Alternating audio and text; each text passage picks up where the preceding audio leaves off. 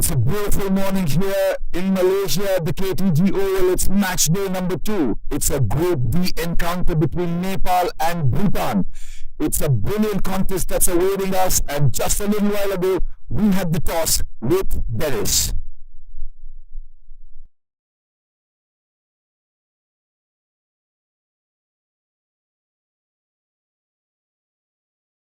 Welcome to match day number 2 of the ACC Premier Women's Tournament in Malaysia. Our first game here at the KTJ Oval is a clash between Nepal and Bhutan. At the toss, I have the two captains, Indu Bama from Nepal, Anju from Bhutan, and our match referee, Edwin. Nepal are the home team, so Indu will be flipping the coin. Heads is a call. Heads it is. Anju, you win the toss. Tell us what you're going to do and why. We are going to ball first because pitch seems favoring to the bowler and the ground seems a little bit wet, so it will be good for the bowler, I think. All right. Despite the result yesterday, your girls put up a very, very good performance against a very good team in Hong Kong. How much confidence does it give you in this game against Nepal? We are confident because most of the bowler and fielder they could not catch up after 10, but we discuss in the game, game by game, and girls are positive now, so they will do best. All right. Have you made any changes to the team? Yeah, one change is Samjana is out and Zombie is in. All right. Good luck to you and the girls. Thank you. Indu, you've been asked to bat first. Good decision for you. Is that what you wanted to do? Well, it's good to bat in the different wickets. I think we'll look total of 150 plus. I think we will just play simple cricket. Yesterday, I think you had the look at the game between Bhutan and Hong Kong, and Bhutan were very, very strong in that game despite losing. How well have you prepared for them so that you get a win? I think we will just play we'll just execute our plans according to the position, and then we'll just play simple cricket according to the what our bowlers have planned. All right. Have you made any changes to the team? No, it's the same team. All right. Good luck to you and the girls. Thank you. And that's the news from the middle. Bhutan win the toss, and they'll be bowling first.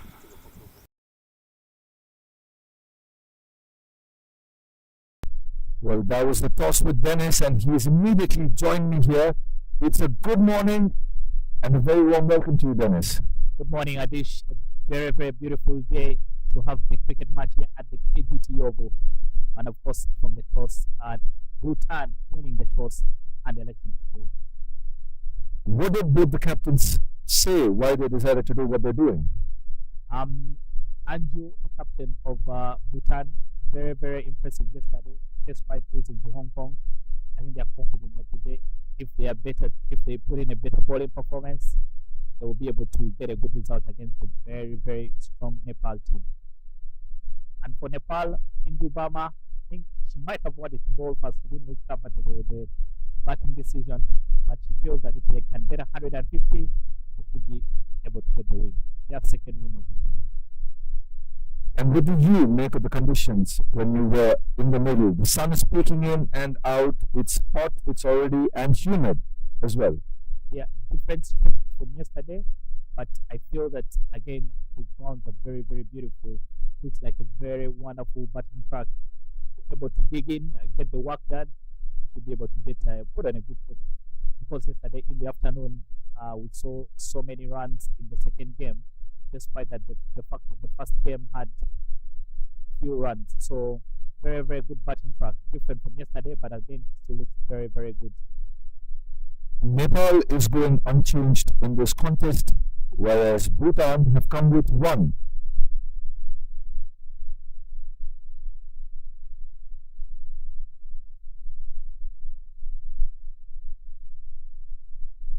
Sanjana Mongar is out and Chado Om is coming back into the squad. We're all set for play to begin.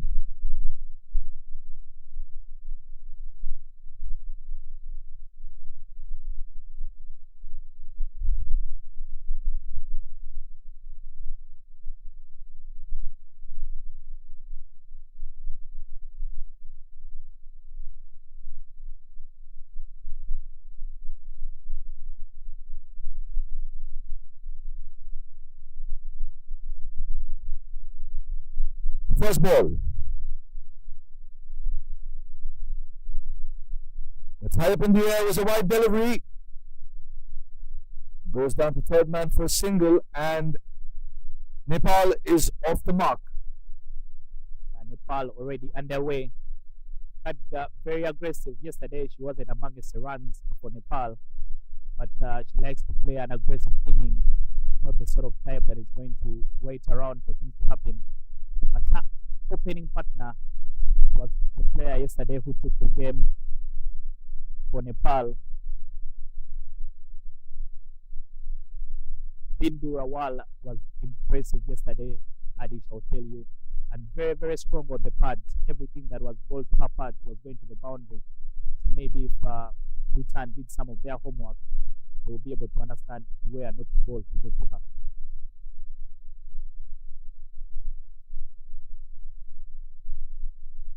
Yet again in the air, fielder under it, and that's the first wicket. Bhutan strike early, and a big blow for Nepal.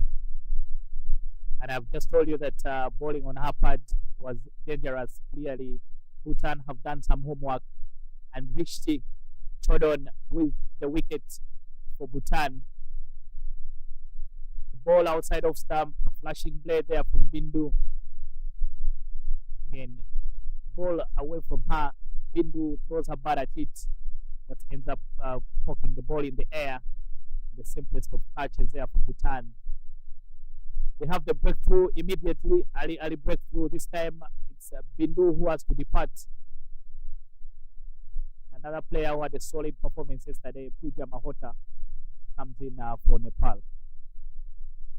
Very rightly said, Rishti comes in and immediately creates an impact. That's the best start team can hope for. I think yesterday Rishti was bowling from the road end and not from the rugby pitch end. I don't know, maybe the change in ends has given us some fortune.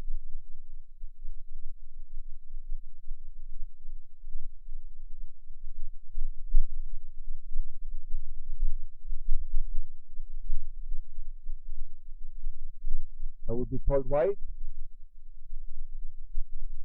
The first three balls that we've seen already have all been just around the wide line. Yeah, and I think the advantage is that for Bhutan now is that they've gotten rid of the left-hand option, so they don't have to be bowling to one lefty and another righty. They're now both right-handers. It makes things easier for them. They're bowling with a short leg. That's a very attacking field. Walks down the pitch. That's a really, really good stop. Bhutan on fire. Yeah, I'll tell you, there's a lot of fight in this Bhutan team. When I watched them yesterday, I think they surprised Hong Kong by their approach. But you talk about that shot, that shot, the fielder at shot mid-wicket. Very, very interesting. Let's see if they will be useful, or it's just a plan to get into the batter's mind.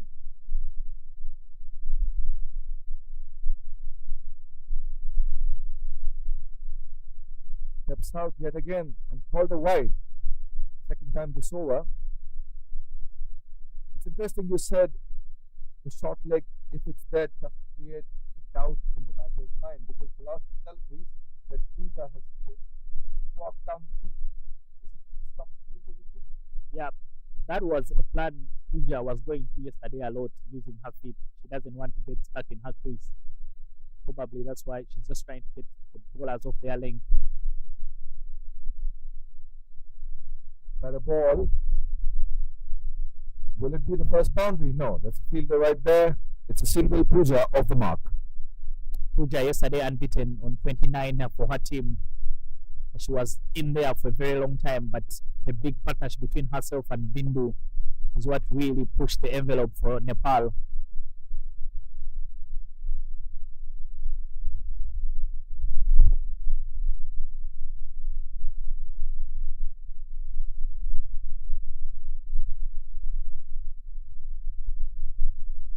Swinging delivery that's belted down the ground. Will that be the first boundary? Yes, it is. Samjana Kumari gets her boundary, and so do Nepal. Yeah, Samjana this time hitting it straight, the best place to hit a cricket ball on a cricket field. never fielders in that position anywhere in the world. Just pass the bowler. That goes to the boundary. But that's an interesting field. When Pooja was on strike, they had a long on, but they brought her up, and then that's what created the boundary opportunity for Nepal. Ball still swinging. It's high up in the air. The fielder's going backwards. She's not going to be able to get it. She'll cut it off. There's a miscommunication in the middle as well. It'll only be a single. That's a lot of action for over number 1, which comes to an end. It's 8 for 1.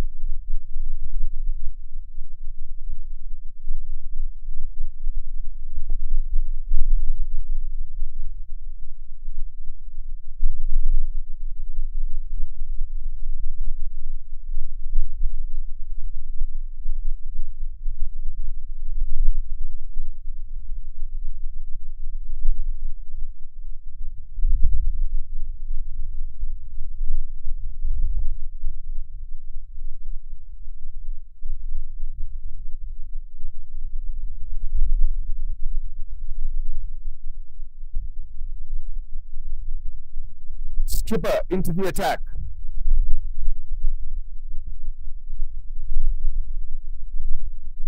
Oh, that's a good shot. That's picked up off the pads, and yet another boundary for Samjana. Yeah, Samjana, very aggressive. Nice, juicy, her volley on the pads, and she puts it to the boundary.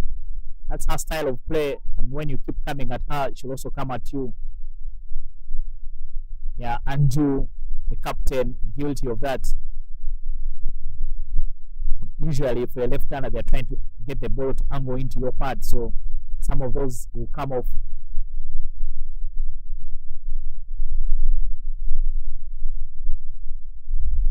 That's a full toss, but the lines are better. There's a small misfield. Yes, there was, but it wouldn't be costly. It's a good comeback by the captain. Yeah, I think in terms of protection, what Anju could do is instead of having someone at fine leg, very fine, just get them on the angle so that anything that's flicked on the pads just goes to them.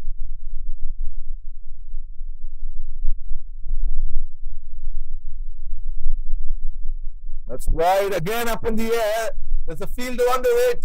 Second wicket down for Nepal. The captain is stuck.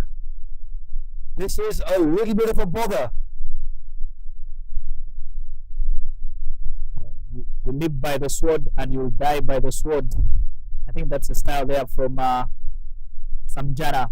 This one wide outside of stump, throws a bat at it, but just ends up giving a skyer and sharing Zangmo, one of the better players on that Bhutan team, takes a good catch.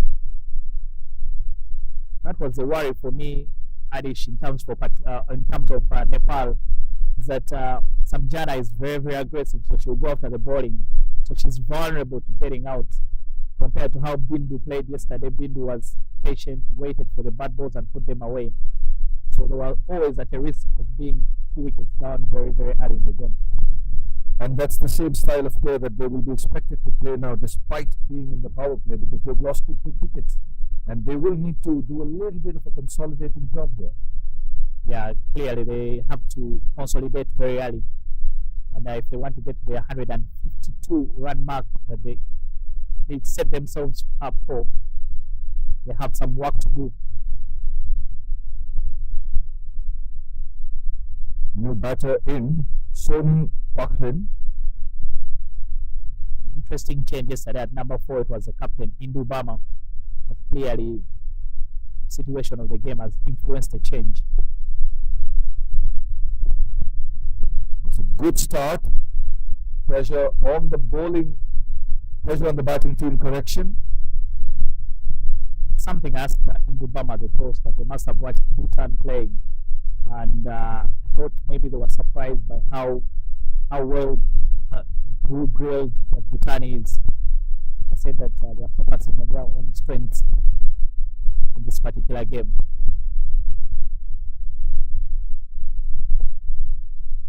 On the money.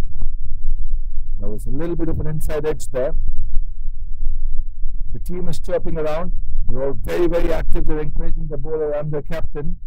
Yeah, that was played very late there by Sony. I don't know if she knew so much about it. Played a little late to fire up the captain Andrew Buron.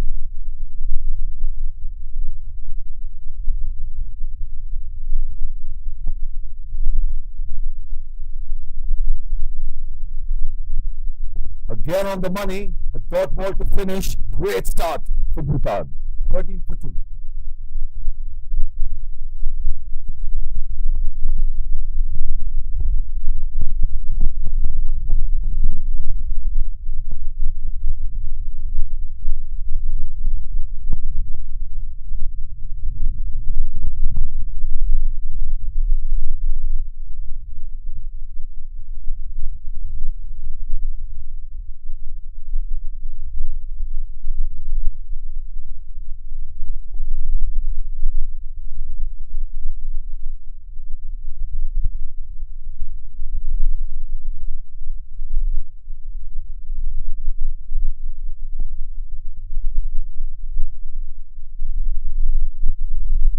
With she continuing.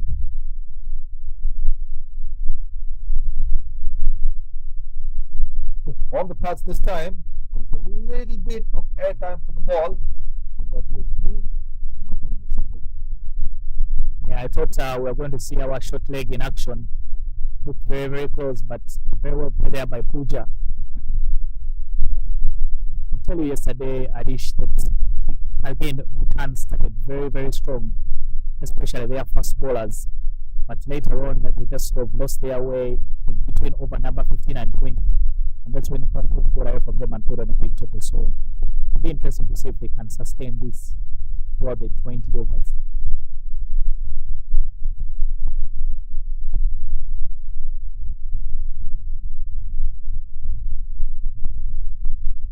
It'll be funny to watch how Pooja takes her game from here on, because she's also a very effective player. She would also look to take the bowler on. But considering the fact that we got early wickets, do you think her stepping down the pad is not going to stop bowling?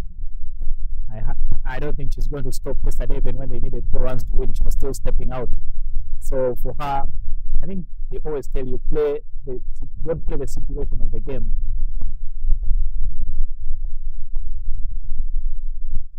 Back foot. Yeah, so they say don't play the situation of the game. It's a good wicket to bat. The ball is there to hit, then why not? It looks like an instant wicket watched. It's good bounce. Yeah. The outfield is pretty quick. It's going to be a back ball.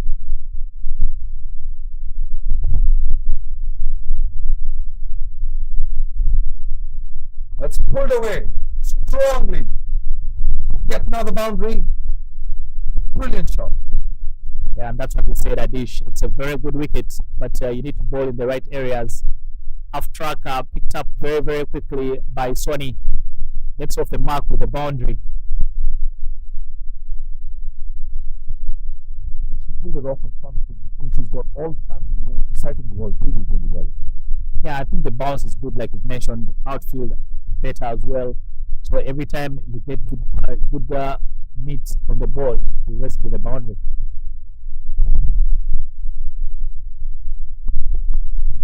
Better comeback delivery. The short leg fielder is cutting just a little bit finer. I think if I was the coach right now, I'd be thinking it's time up for her. Nothing has popped in these first 3 overs. I don't think there will be any other influence from her in the game.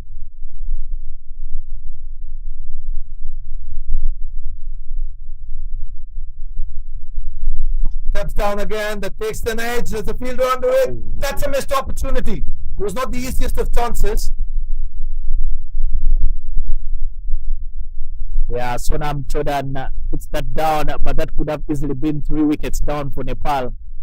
The ball was swirling over her head. That was the problem. Those are difficult catches to take.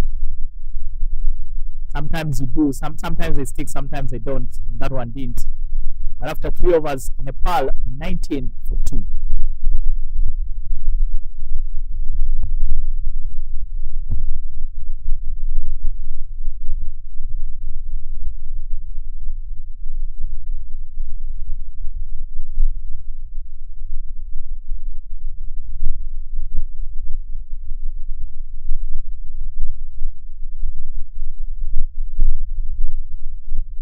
Skipper Anju back with her second over.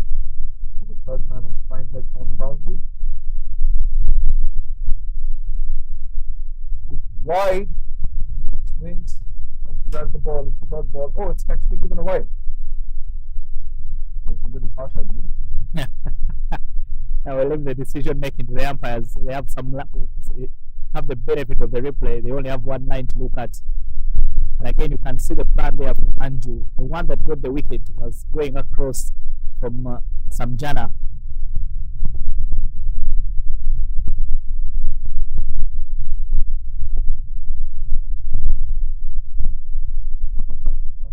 Nicely, they're actually connecting the balls well, but straight to the fielder most often than not. Yeah, and we saw that from Bhutan yesterday. All the balls, most of them are going to the fielders.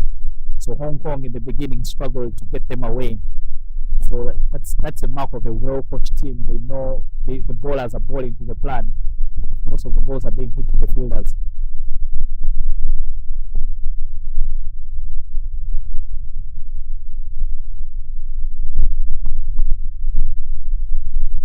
Step down in the air. Like Sonny, I think she understands her game well. She gets on, she picks up the length very early. Hit a boundary off a ball like that in the previous over, so probably sort of waiting for anything that is just a bit of short of length, then she'll pounce on it. Short leg.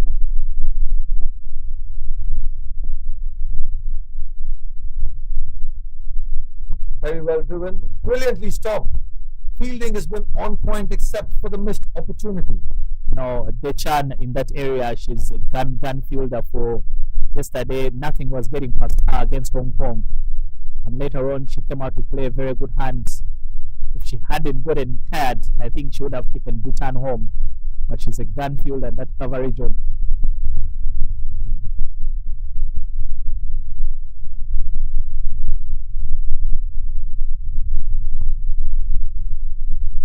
Given away well. Again, to the fielder, they'll sneak a single in, but singles and doubles are not going to do Bhutan a lot of harm. Nepal do need boundaries and they need them before the power play ends. Yeah, but I think Nepal just need to hang in there for quite some time. Like you mentioned, they just need to dig in. Let's get Bhutan to work a little harder, and then maybe it will be easier for them to score runs later. Difference in that fielder at short leg now, they're a bit more square. Previously they look like they were in short mid wicket, now they're a bit more square. I don't know what the plan is.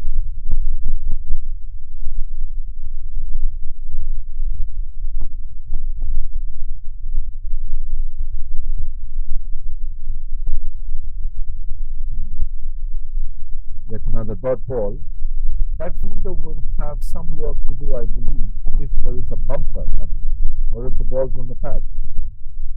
I don't know how much bounce that Anju can extract out of her bowling, but she looks like she's always trying to bowl the ball up front just to get a bit of movement off the surface.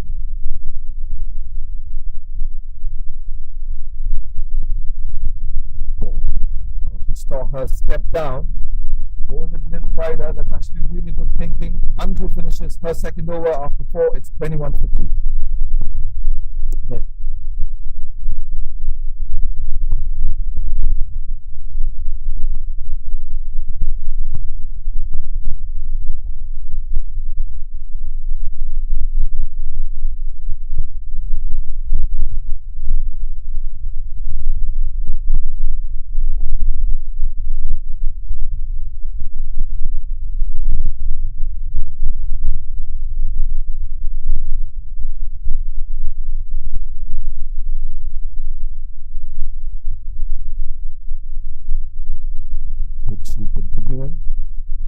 often do you see a bowler bowl 3 on the shot in the power play? Not very often, especially if you're a frontline bowler for the team.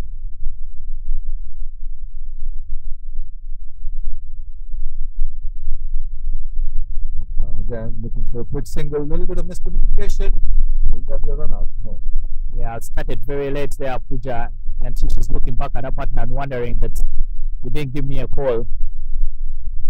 But just to go back to your point there, Adish, that was a challenge yesterday for Bhutan, that they sort of bowled their best bowlers up front. And later on, when the game was going on, they needed some backup. They went to their part-timers who were really easy to put away. And that allowed Hong Kong to put on a big total. So I think the captain just needs to make some informed calculation.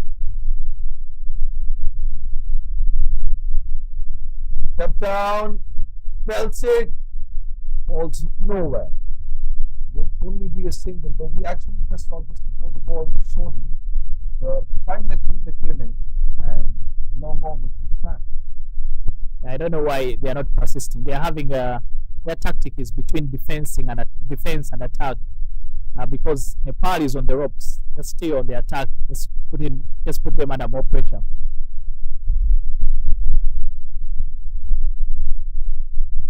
Wide, is that a return chance? Yeah, because right now, if you get the wicket of Pooja, then you put them in trouble. But if you're sort of trying to defend against Pooja, then you're just allowing her to go into the game, and then she'll punish you later on.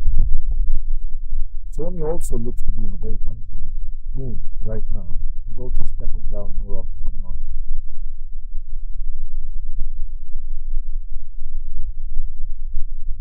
Almost covering all 3 stumps. Flicked away. Will that be a boundary? Yes, it will. But just a tad bit short.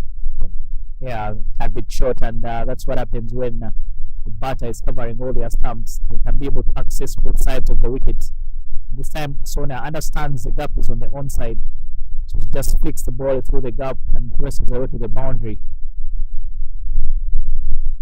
Immediately, that boundary, meaning that they take out that fielder who was at short leg. They've taken out an over late. Yeah, the short leg fielder's out. It's square leg right now.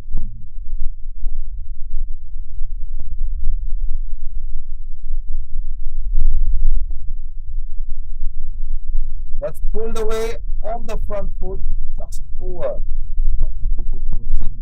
But the short ball cross is working a little bit unstable.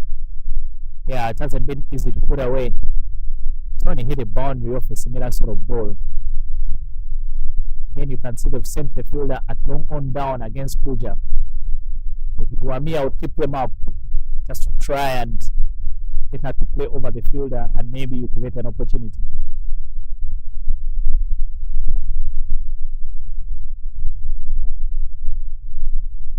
Step down again in the air and in the gap. There's a couple of fielders in pursuit. It won't be a boundary. There'll be 2 runs.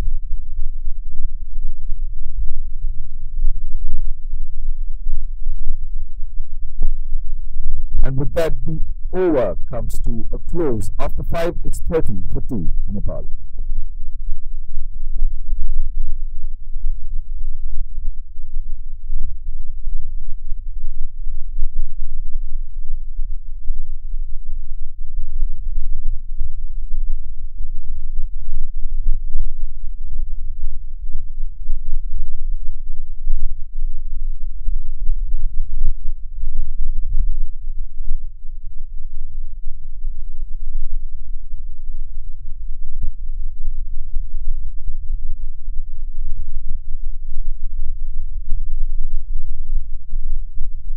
Finally change in bowling.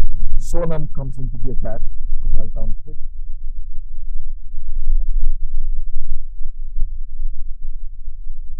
Did you call the last over, last ball an opportunity? It's in the air. Yeah, was in the couple of balls have been in the air, but they've just been falling either short of the fielder or just over the fielder. So I think that's where Bhutan needs to check themselves. You're in between you're neither back nor front, so you just need to make sure you're in the right place. But this is the final over of the power play. I don't know how much Puja and Sonia can get out of it with this bowling change.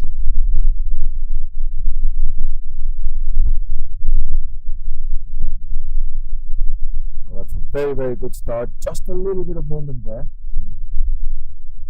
Yeah, yesterday Sonam had some wheels on her. Bowls with a tidy pace.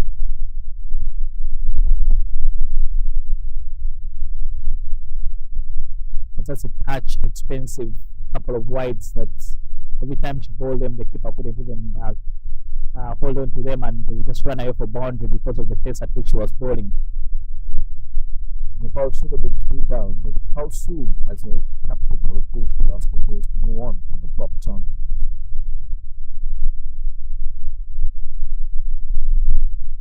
Yeah, back from when we play, we say that cricket is a game of moving on very quickly. You can't be holding on to things for a very long time because the next opportunity is just around the corner. So the faster you move on, the easier for you to be ready for the next chance. So has it been for Bhutan on the field? A couple of half chances here and there. They will want to believe the goal this game.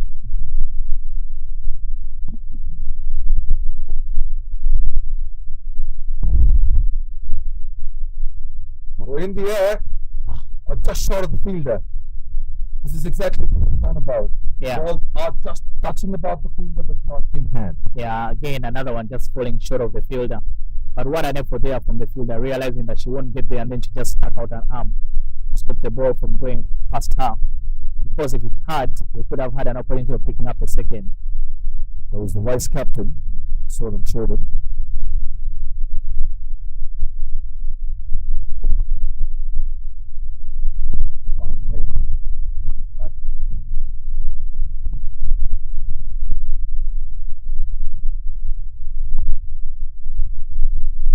On the pads, flicked away, again going to the fielder. They are not able to capitalize this power play.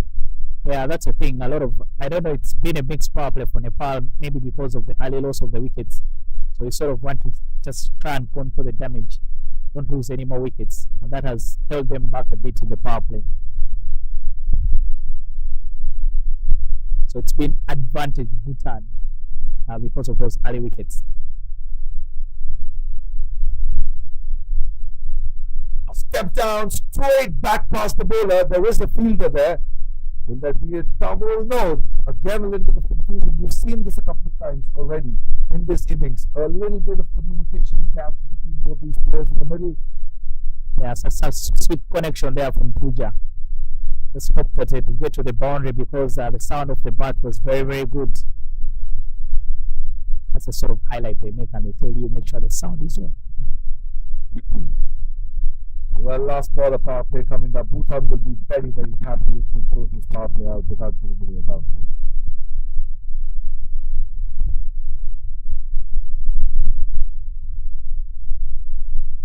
Steps out again, that's an edge, and the finger goes up.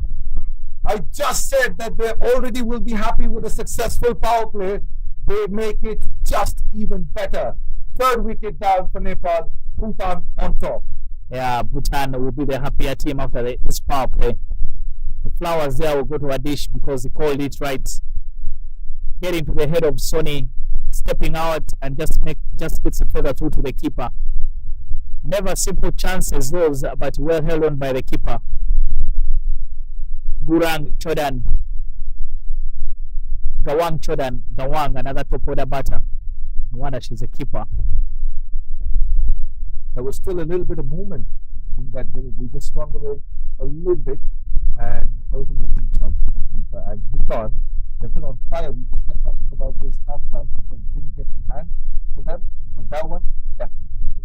Yeah, it just seemed a shot out of character there for Sony. She wasn't stepping out a lot, but when she decided to do, just played away from her body, and then just ended up giving a feather to the keeper. The 3rd wicket going down for Nepal. That wicket brings the captain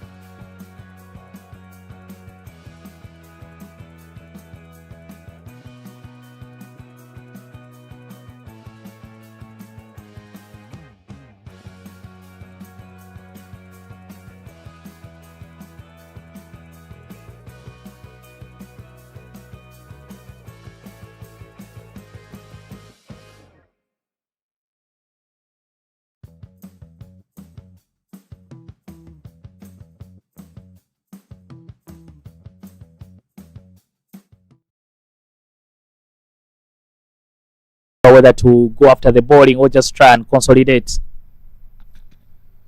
Well, they will have to take some time off here.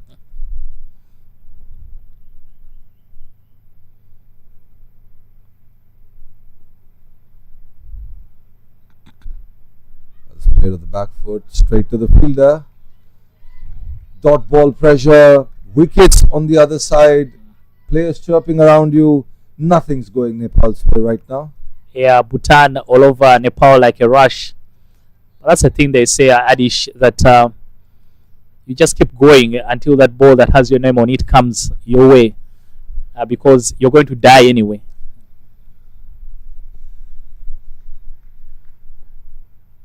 There's a deep cover fielder.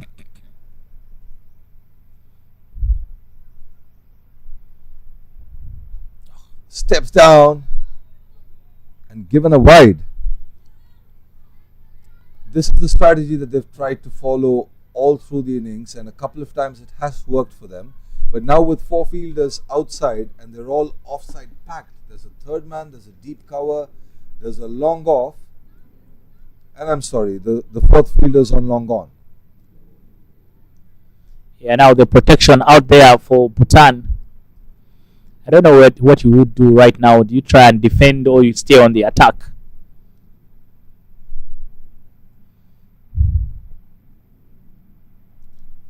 Short ball, yet another wide. But just coming back to the last delivery that Pooja tried to step down, you have 2 fielders on the boundary line straight down the ground. You will have to connect it immensely well to be able to clear, because it's not a very short boundary there. Yeah, that's the thing. There are 2 ways sometimes to go about it. Either you want to hit yourself out of trouble, or you just want to make sure you're either running well between the wickets, because that also puts pressure on you. Play the ball in the gap, that's 1 run, rather than swing and miss, which is a dot ball.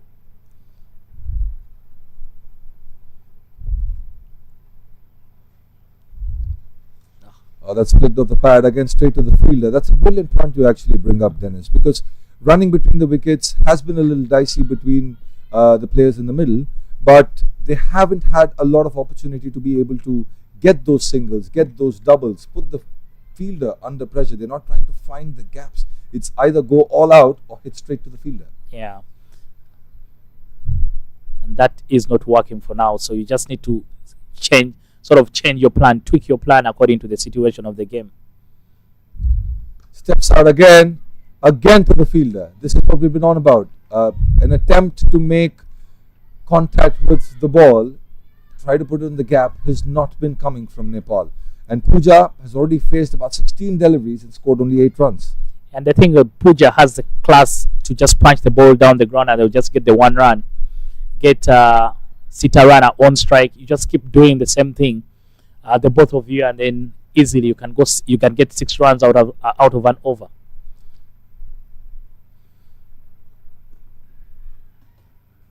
Another dot ball. The run rate is way below 6. Definitely not something that Nepal would have thought when they were put into bat first. I would have to say, brilliant call at the toss from the Bhutan captain. Yeah, the captain yesterday at the post-match in the loss to Hong Kong, mentioning that if they could only get their bowling right, they know they have it in them to get a good result in any game. So they've decided to go with their strength, which is their bowling, by the looks of it. Yeah, exactly. So far, good decision from Bhutan.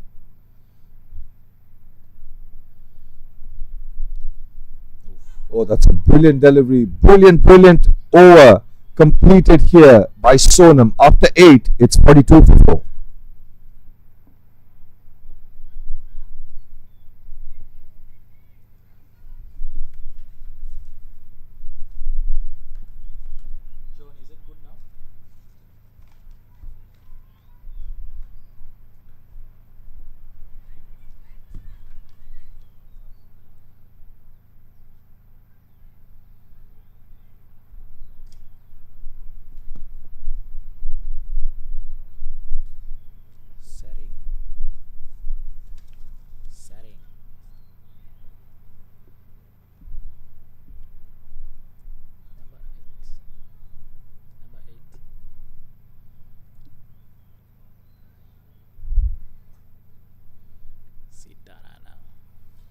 Sharing continuing with her off spin. That's a short ball, cut away, finds the gap. Fielder on the prowl, and a brilliant stop there. That dive had to be timed to perfection. A couple of runs. Yeah, what an effort there on the boundary from the fielder. Brilliant stuff. Could only saved 2 runs at least, because that looked like it was going to rest to the boundary. That delivery shows us how quick this outfield is. Once you're past the infield, the ball just races away.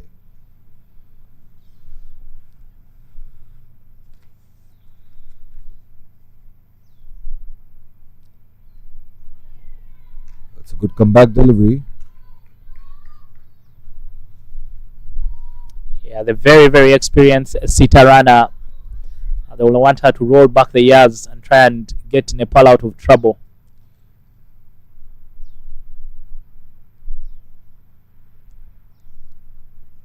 Oh, that's cut away again, but this time straight to the fielder. They will sneak in a single. I needed to be careful there. Sita Rana, I think she wasn't aware that the throw was coming her side, because Pooja is quick on her feet. She was already on the other end and the throw came this side.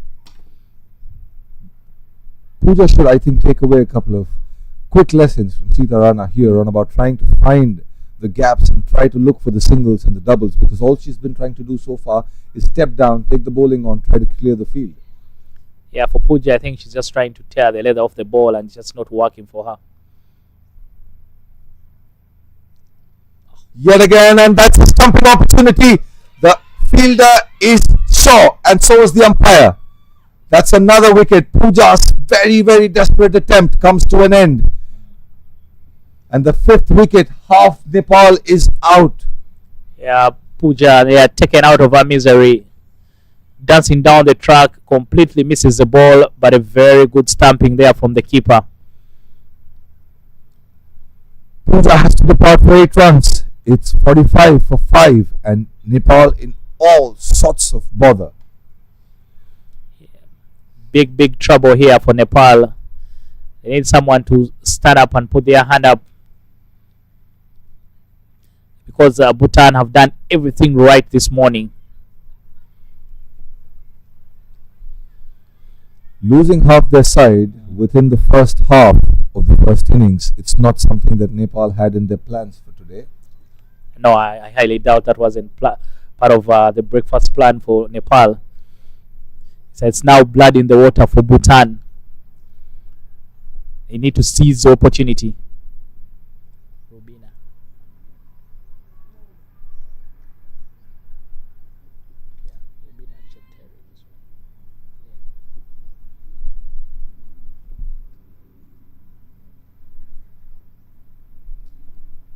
A loopy first delivery to the new batter, Ruby Podar,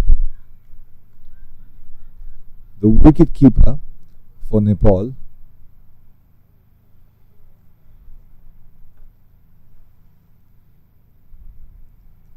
Loopy again in the air. Another diving attempt and a good stop actually. The fielder had a pickup body on the line.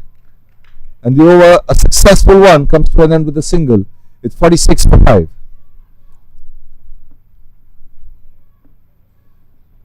She's such a good fielder. Dishan. She's the... Just sets up. Oh, she's the conqueror.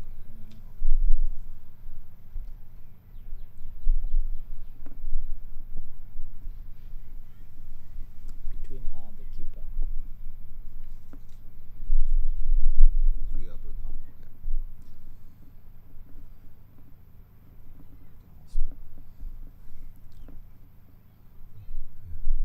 Another bowling change for Bhutan. Riya Pradhan, jersey number 14, right arm off spinner into the attack.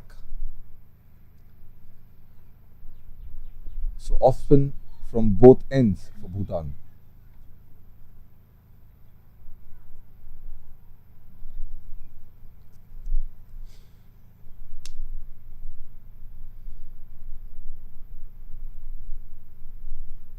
Starts off well, driven straight to the fielder. Has been a feature of this Nepal innings. Balls finding the fielder. Yeah, not so many have found the gap, and that sort of put them They keep piling on the dots and they play a false shot because the ball is always going to the fielders. That's short and the wide, and it's given. Yeah, that's a wide. You can see what the keeper did there. I come from the same union, so sometimes you want to disguise the wide by bringing your hands back very quickly. But a quick thing to notice here is Ria, as always, short ball, again an appeal, and the umpire raises her hand. That's another wicket. Yeah, I must tell you, there was a noise. Ruby looks surprised, but there was a noise, and the umpire agrees with the appeal. So more trouble. And when it rains, it pours, and Nepal now in a bit more trouble. They are 47 for 6. Ruby didn't last long. That wicket there has influenced the halfway break for the game. It's 47 for 6 at the halfway stage. We'll take a short break.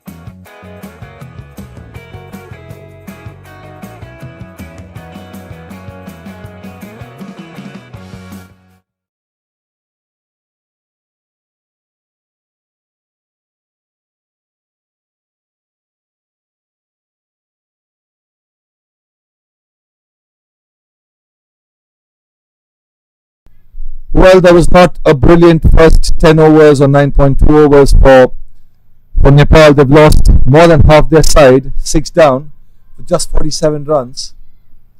And Ria immediately creating an impact.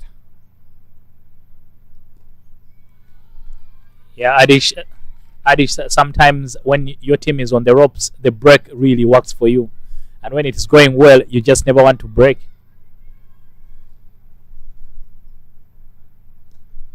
Or that was a googly or a dooster or a carom ball, if you would like it.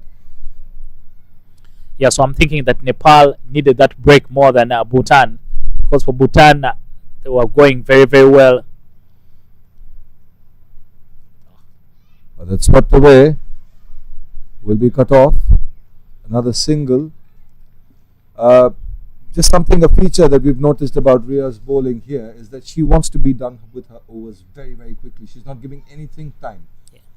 Yeah, why should I give you time? Because I'm on top, so I just want to make sure I get the next wicket as quickly as possible. But the thing is, from Nepal as well, that they've just kept on the gas all the time. They just haven't. No one has looked like they want to hang around.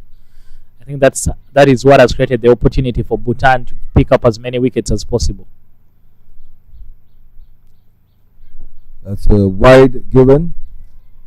Completely contrasting games from yesterday for both these teams. Nepal coming off a win, Bhutan not so much, but the tables have turned. Yeah, it looks like the comeback is on for Bhutan. That's a short ball that's pulled away. There's no fielder there. Richie will have to fetch it from the boundary. Yeah, Sitarana, they are pouncing on the half tracker and getting a boundary. They need so many of those Nepal if they're going to get on top of Bhutan.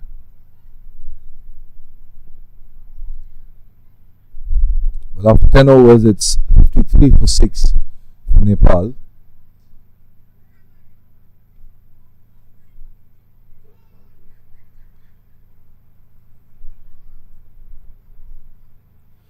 Yeah, a bit of confusion there out in the middle. Sitarana hit the boundary on the previous ball, but she had sort of walked over to the other end, and I think one of the bowlers, the fielders, was telling her that you're supposed to be this side, not the other. Well, cricket is a funny game at times. Sharing continuing with the third. Oh, that took an edge. There was no chance for the keeper there. Yeah, you can see there from Kabita Kumar. She's also not trying to hold back. She's just going after the bowling. Could have easily been 53 for 7.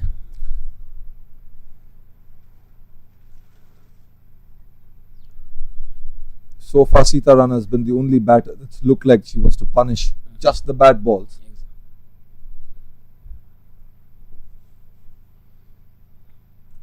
Shot again, wide again. Cut away, communication lapse again, an opportunity missed. And that will be overthrows, a second run. Yeah, everything happening on one ball. There was a chance we ran out on one end. Kabita had run all the way down, and Sitarana had no idea about the run. The time she tried to get on the other end, Sering just missed the stumps and then created the opportunity for a second. So 2 runs out of nothing for Nepal. Yet another feature of Nepal's batting. Poor communication between the wickets.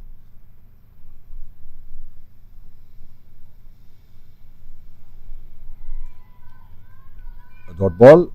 So like I was saying, Sitarana has been the only player that's looked to punish just the bad balls and not go after everything that comes away.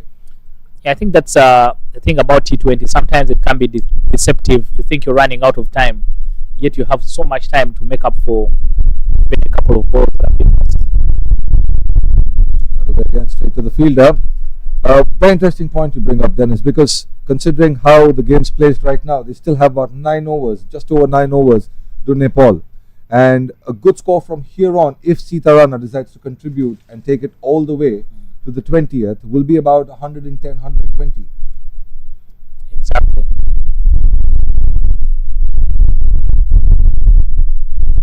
Loopy delivery.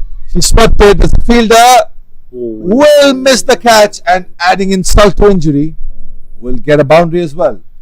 Yeah, Sitarana out of character shot for her, playing against a spin. Again, another opportunity created by Sering, but completely misjudged by the fielder at the rope. If she had been over the boundary, I think that would have been a simpler catch. But Sering choky. Second chance goes down for Bhutan. Loopy again.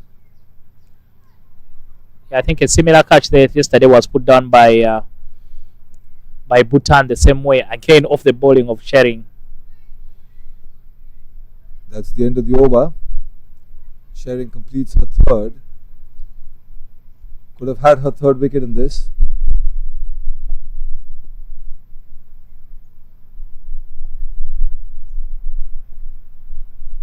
There is a little bit of a breeze blowing across the ground. Do you think that would have influenced the change in direction of the ball a little bit in the air? No excuses for that. I should have been out. The problem with it is that you put down the chance and also goes for 4. Oh, that's driven very, very hard. There's a fielder, a sweeper. A slight misfield, not expensive at all. But this is something that Nepal should have done early on in their innings. Try to look for the single, look for the double, and an odd boundary here or there, and the scorecard would have been much, much different than it is right now. Yeah, that's a thing. And we said that sometimes you think you're running out of time, yet you have so much. So now Sitarana just needs a willing partner for both of them to just occupy the crease and then get on with the business. Oh, in the air, over the fielder, sliced away, and another boundary for Sitarana. Yeah, all the experience in the world here, Sitarana. Half volley, then she just makes sure she hits it over the field at point and into Akum's box.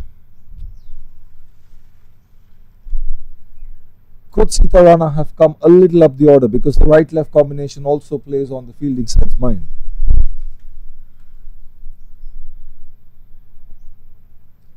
Short ball, punch to the back foot. After the last boundary, we see that there's a deep point, deep backward point, exactly the region where the boundary was hit. Yeah, so you can't put fielders every time, everywhere they hit a boundary. I think that was a good shot there from Sitarana. It's just the ball had to adjust their length.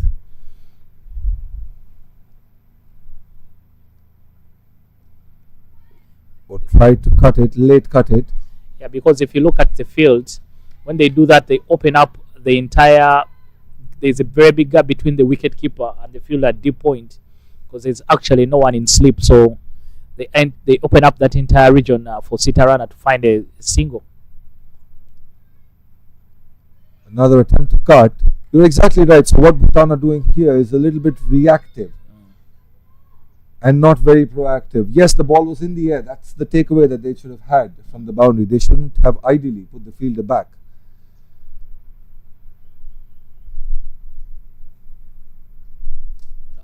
In the air, it's straight down the ground. There's a fielder that will cut it off. Another communication error. Yeah, different networks here for Kabita, Kumar and Sitarana. But I think Sita is starting to realize that maybe the luck is with me today. So I'll take a few chances of my own. She's 18 or 14 already. 66 for 6 after 12. That's something that I really, really enjoy about Rhea Pradhan's bowling, is she wants to get away with her overs quickly. I didn't know when this over started and when it ended. Gets through them very, very quickly. Sharing to finish her spell of 4 overs off. Has been successful, could have had her third in her previous over.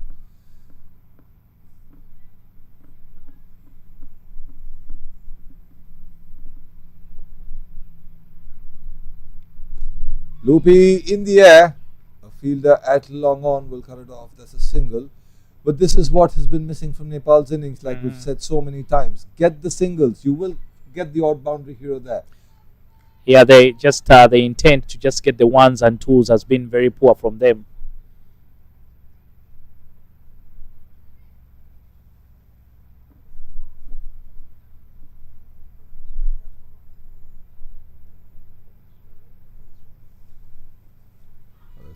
Tried to play very, very cheekily, but straight to the fielder at short third.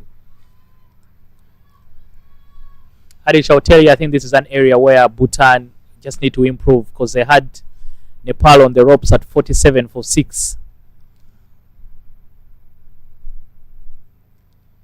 Steps down, another stumping opportunity, and the umpire raises her hand. Again, second in this innings. Yeah, I think Sitarana will not be very happy with Kabita. They looked that they were trying to create something. Then all of a sudden she just loses her head up and then completely misses the ball. That's not very sensible batting by Kabita and Nepal. They just had a partnership going their way. They were just trying to build something. And against the run of play, yeah, I think some of the wickets have really been a batter failure. The player of the match yesterday, Rubina Cherry, with her bowling, but now I think they need some redemption with the bat from her. 67 for 7.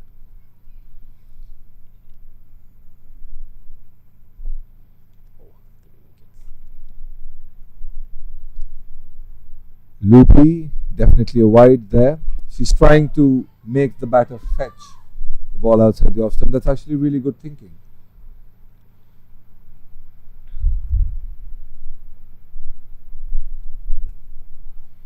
Yeah, today I'm really very happy there for sharing Zhang. She created so many opportunities yesterday that were put down by her teammates. But today she's been rewarded with 3 wickets.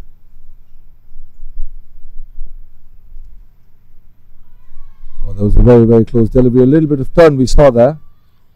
She could actually have had 4 wickets if Sitarana hadn't been put down in the last over she bowled.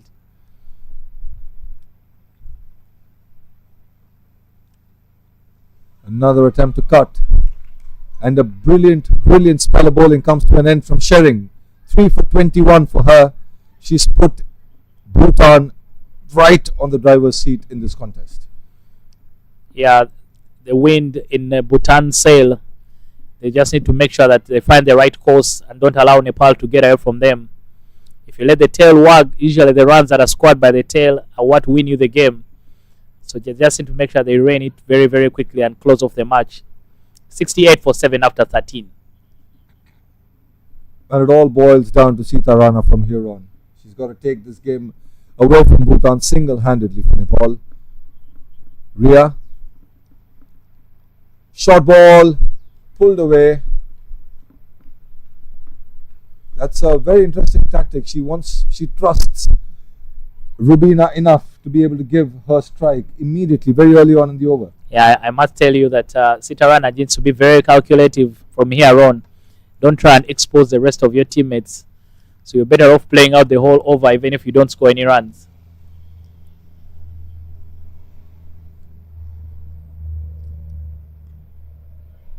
But maybe it was also a plan there from Ria to get Sita Rana off strike and bowl as many balls as possible to the newcomer Rubina. That's where game awareness comes into play. Loopy again, driven very, very strongly.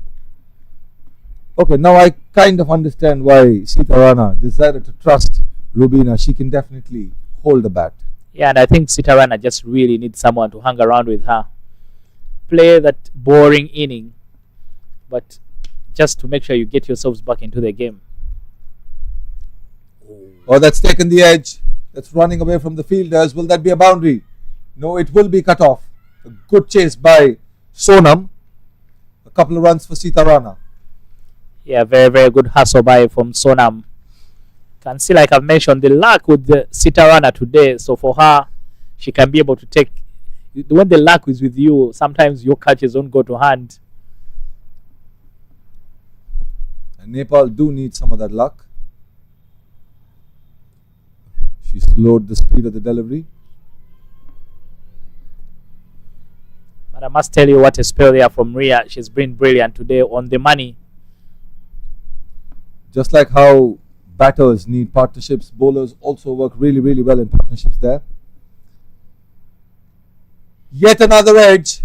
Racing away to the boundary again. Will it get there? Yes, the ball wins the race. A valiant effort there by Richie. Yeah, we spoke about a big gap in that region, and Sita Rana benefiting from it. A very, very quick outfield. But I think the wrong fielder was on the hustle. I think Sonam was closer to the ball, but she let Richie try and go after it. I think Sonam could have pulled it back if she had gone after it. But a good over for Nepal.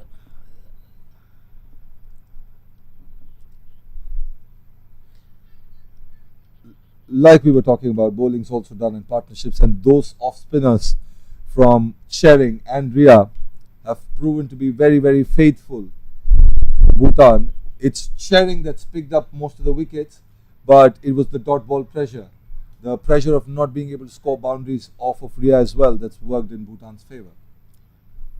Yeah, finally the opportunity, Shering benefiting from the pressure created by her teammates. Yesterday it was her opportunity to put the pressure. Changing the bowling, she's been chasing down balls. I hope she's fit enough. Richie's back into the attack.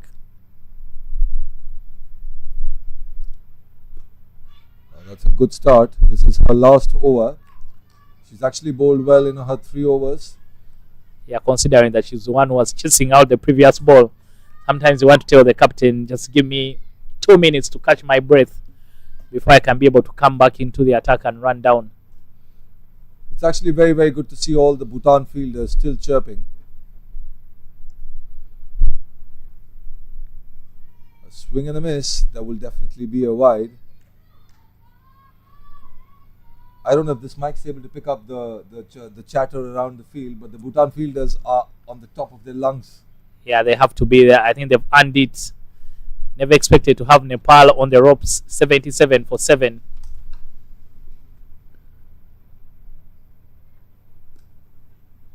I think Nepal right now a very long way from the 150 they had predicted.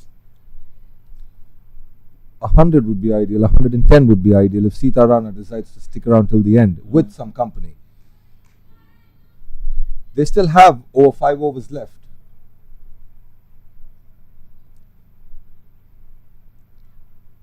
Swung away straight to the fielder that was hit very, very hard. Except for the 2 drop chances, Bhutan have been very, very good on the field. Yeah, and the 2 drop chances were really difficult ones. But you can count the number of balls that have gone straight to the fielders from Nepal.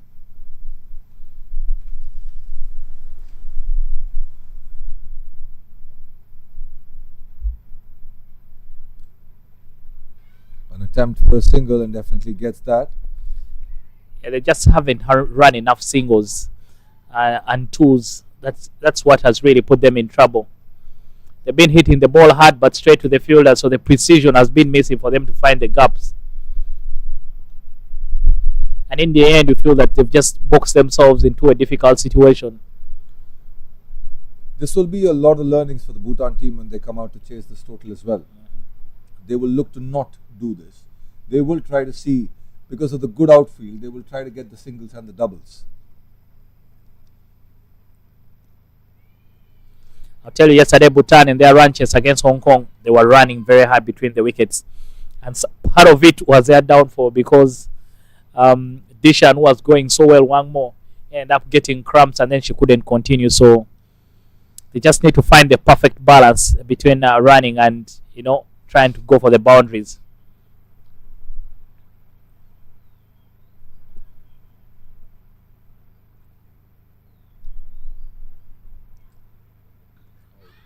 An appeal, a loud one. The umpire says no. The fielders are a little bit disgusted with the no from the umpire. Yeah, I know, because they all went up immediately. Look, a confident appeal, especially from the keeper. But the umpire was also very, very quick in her no. Means there was completely nothing on that. But a very good spell there from Richie.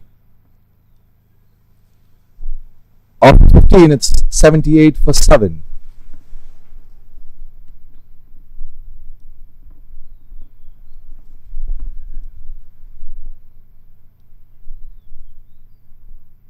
But you know what, Dennis? It did feel like there was a little bit of a noise there. I heard something. I don't know if you did. Yeah, you can see that the inquest continues from the captain, Anju. I don't think she's very happy with that decision. She looks very surprised.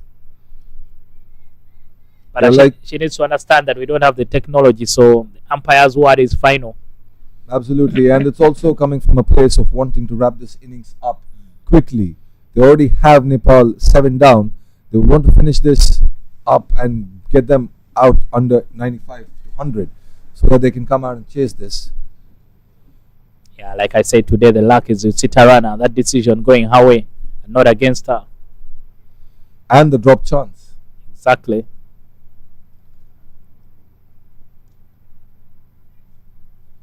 A dot ball for Ria, her final over. She's bowled really, really well. No, she's been very impressive, Ria. She just piled the pressure on Nepal. She is looping the ball up. A run-out opportunity, good throw, good pick-up, but they will get the single. But she has actually looped the ball up quite often, and she's tried to entice the batters. Yeah, Adish, I've liked the application of Robina. She hasn't tried anything fancy. She's just trying to make sure she can get Sita Rana on strike. And then they dig in for as much as possible. If they get to 20 overs, they could be able to get at least 100 runs. Yet another loopy delivery in the air. Fielders chasing and they collide, but a brilliant catch. This does not look good, but the catch is clean. It happened right in front of our eyes, Dennis. Yeah, the catch is clean, but it's a no ball, unfortunately. Very, very high.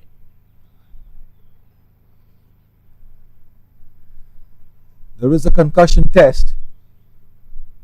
Yeah, the two fielders coming together. Richie, they came together, but she still held on to the ball. That's the commitment there from Bhutan.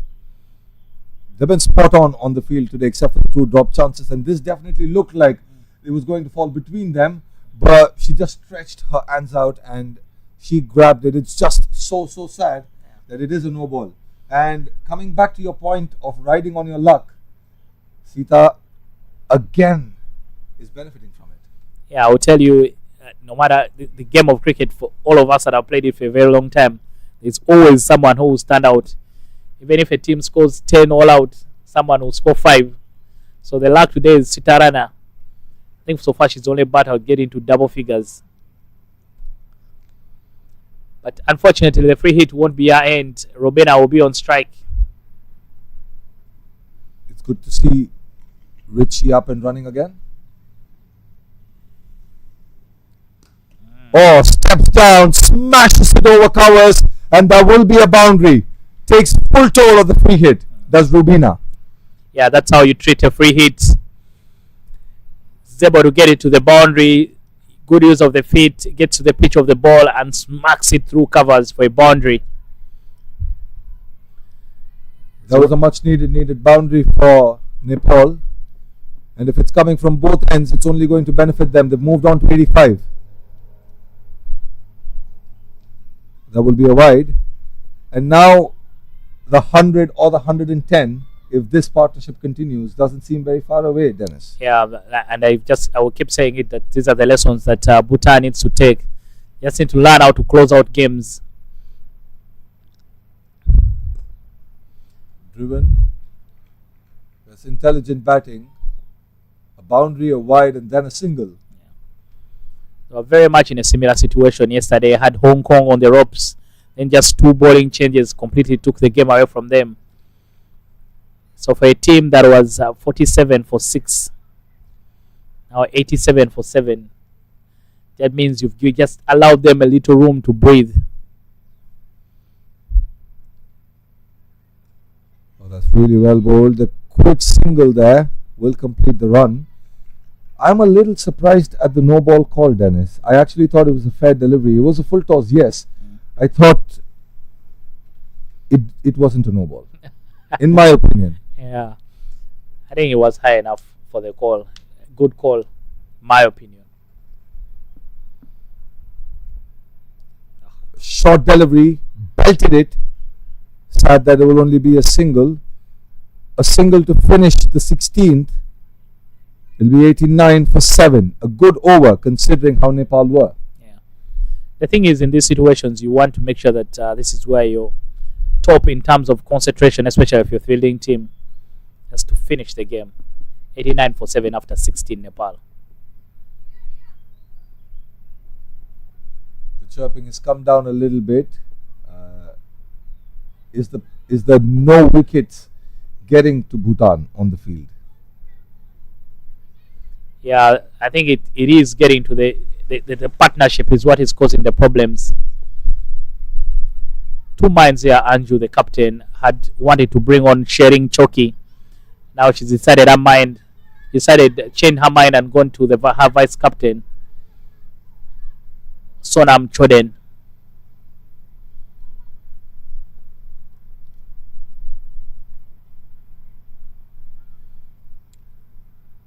I don't know.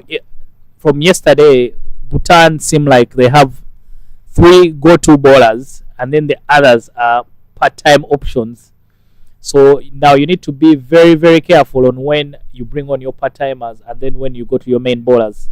Because now it is 4 overs to go and they seem to be sort of running out of ideas because the main guys have finished bowling. And this is when the opportunity is there to score runs. But unfortunately, the Nepal is 89 for 7. But if they were 89 for 3, they'll start going after the part-timers. We discussed this just around the power play, Dennis. Richie had bowled her 3rd before the power play ended. A full toss, smashed it. She's a little disappointed that she wasn't able to take full toll. Will only be a single. Rubina is starting to look more and more comfortable. Yeah, that's what I'm saying. But imagine if this was being bowled to Pooja and she was still in. That could have easily been half a dozen. But because you're bowling to the tail enders, maybe they won't hurt you that much.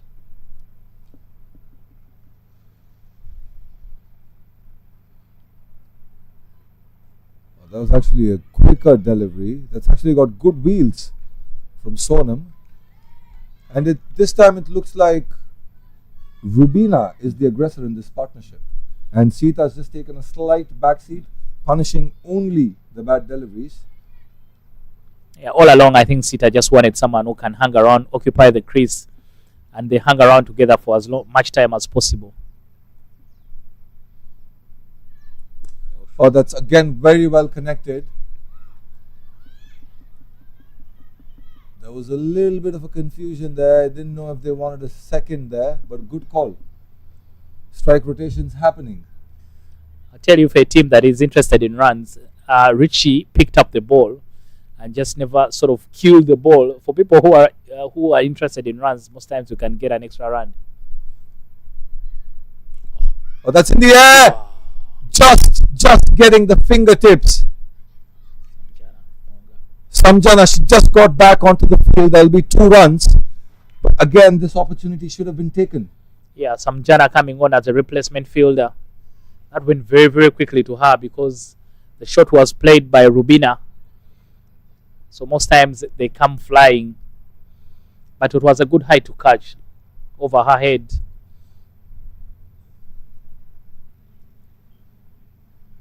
Full toss, there's no fielder there. That's easy pickings. And another boundary for Rubina. She's on fire. Insult to injury after the drop chance. Yeah, they are the captain with her head in her hands because she knows she's committed a cardinal sin. What a gift to Rubina. Nice, juicy full toss on the pads. Didn't even have to hit it very hard, just romped it around the corner to the boundary.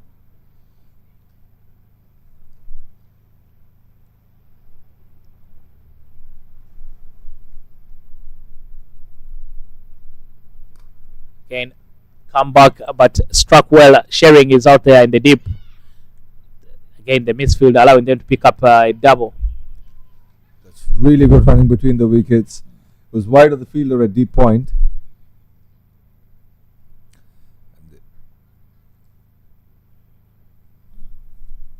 That's the end of the over. After 17, it's 99 for 7. The 100 is just around there. Now they will try to capitalize on the last 3. They both have their eyes set in. They're seeing the ball really well. About 25 runs from here on will be a very, very good total considering where Nepal were. Yeah, very, very good recovery from Nepal. They were in trouble, but they found a way out of a deep, deep hole. And a big, big thank you to Sitarana for them because she's been out there hanging in with everyone else, even with wickets falling around her. She's just haven't played a full shot today. Luck favors the brave. And luck has favored Sitarana, who's on 29. Strike rate over 100.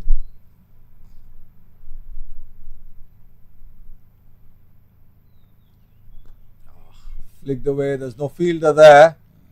Will that be a boundary? Oh yes, it will be a boundary. Very, very well played. The fielder had a long chase coming all the way from deep mid-wicket. Yeah, there was so much ground for her to cover, running all the way from deep mid-wicket. But a good placement there from Sitarana. And she continues a very, very good run for Nepal. That boundary bringing up the 100 for Nepal. 103 for 7. And after a very, very long time, the run rate has touched 6. And it's very, very good that early on in the innings there's a boundary. They can maximize this over.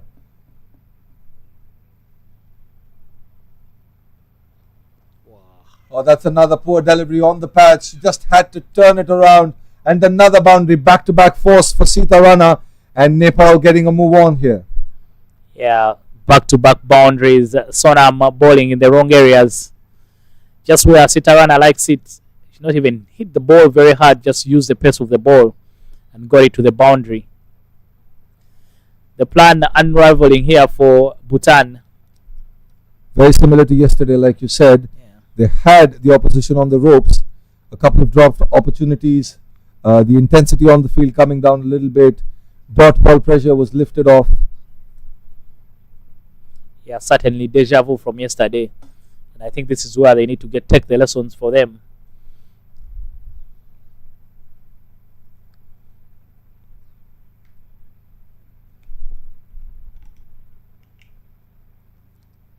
Oh, that's cut away in the air. A couple of juggles and a brilliant catch taken. And brings to end Sita Rana's magnificent innings, the recovery innings for Nepal. She has to depart for 37 brilliant runs. Yeah, again the shot was on air for Sita Rana, but finally that ball that had her name on it came, and Sonam held on to the chance. Sonam Choden holding on to the chance to get rid of Sita Rana. But what an inning there from Sita Rana.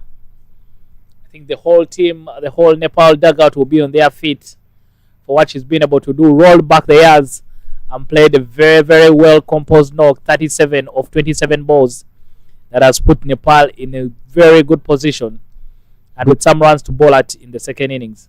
Definitely the only player other than Rubina to have looked comfortable on this belter of a wicket, I should say. She took advantage of the quick outfield. She knew she had the power to play the big shots. She waited it out, and when the loose balls were there, she definitely took it on. This was also just 1 or 2 inches to the right or left of that fielder. Would have been a boundary, but her luck finally comes to an end. Yeah, Sita Rana, beautiful knock. Riya Sharma, the new batter for Nepal.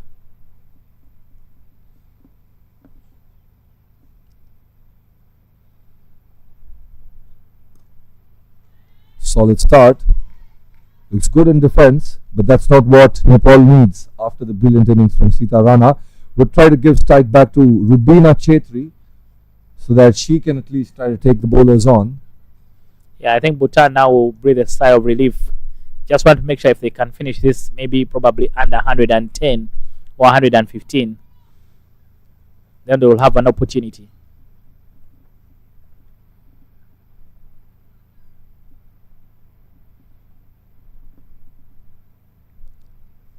Oh, that's beaten. That's really well bowled. It's actually a very good comeback after 2 boundaries in the first 2 balls of the over. I think sometimes when you're bowling to maybe good batters, you're thinking too much. But now that it's someone new bowling, you sort of just try and be consistent in that good area, because you're bowling to a tail ender, so any ball in the good areas will just trouble them.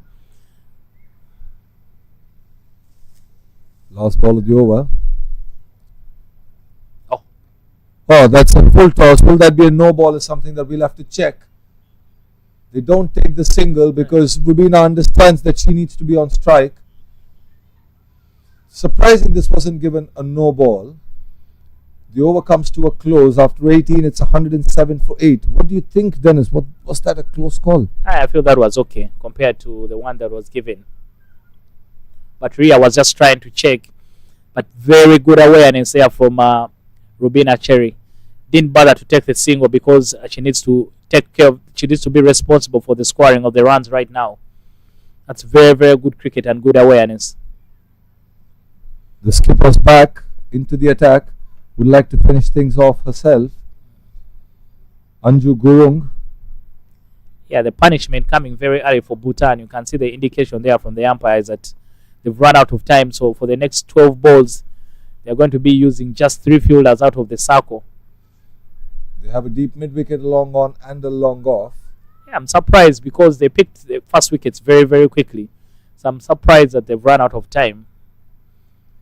Sometimes that happens when the other team is scoring so many runs. You have to run around, pick up the balls and all. The shoulders have also dropped just a little bit. Smashed it. Good sound of the bat. There is no fielder. It's the punishment that you were just talking about, Dennis. And it pays off for Rubina. Yeah, Rubina, again, a good decision from her to turn down the single. Frees her arms and gets it over the infield and all the way to the boundary. Rubina now taking responsibility for Nepal. Nelson for 8. Again, Ria was at the same end as where the bowler was coming from. So the Anjun happened yesterday as well. Anju had to go through both the umpire and the batter. Steps down. We'll look for 2. Oh. Yes, there is an opportunity for 2. Miscommunication. The bowler didn't collect the ball well. There was definitely a run out there, Dennis. Yeah, Rubina, they are not happy with Riya Sharma. Just telling her that stay with me, because she had called for 2 already. And I think Riya was afraid of coming back on the other end. But sometimes those things give. You just keep trying. In Ria's defense, there was no 2 there, despite how quick. There was no 2, but if Ria gets out, Rubina stays in. That's the point. The point is you not getting out. Oh, that's bold. The skipper comes back with a bang. Another good innings coming to an end. Rubina, who's just getting move on. Yeah, something special had to get Rubina out. It's a beautiful ball there from the captain, Anju. That's jerks back into the Rubina, who had given herself too much room to try and free her arms. See that on the replay again. Beautiful ball there from unplayable. Could beat any batter in the world. A good celebration there from the captain. But I think the captain has sort of made a poor miscalculation, in my opinion. She's coming back to bowl over number 19. Yet she will have an extra over that she does not bowl in the game. So again, those are the small details that you always have to look at. So she should have come back in the previous over and to make sure that she can bowl her quarter of 4. Is there any scope of wanting to mess with the off-spin duo that were bowling? Would you try to change that middle phase, the spin phase? I think there was yourself an over. Yeah, the over that was bowled by the vice captain Sonam Chodon was not very fruitful. Oh, that's a loud appeal. The umpire shakes her head, says no. The captain's still appealing. She wants that wicket. She wants this innings to be done and over. Yeah, and she was very, very sure that she'll get the decision in her favour. So the over that was bowled by the vice captain Sonam Chodon went for so many runs and was unnecessary.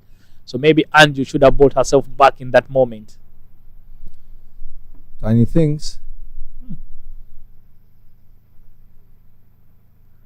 Or despite standing so far outside the off-stump, she's missed that. As Manisha Upadhyay. This is not the close that Nepal wanted, especially after that brilliant partnership. So 2 set batters out. Yeah, I don't know what the plan is here from Manisha, but she's standing on her off stump. If I'm Anju, I can bowl her round the legs.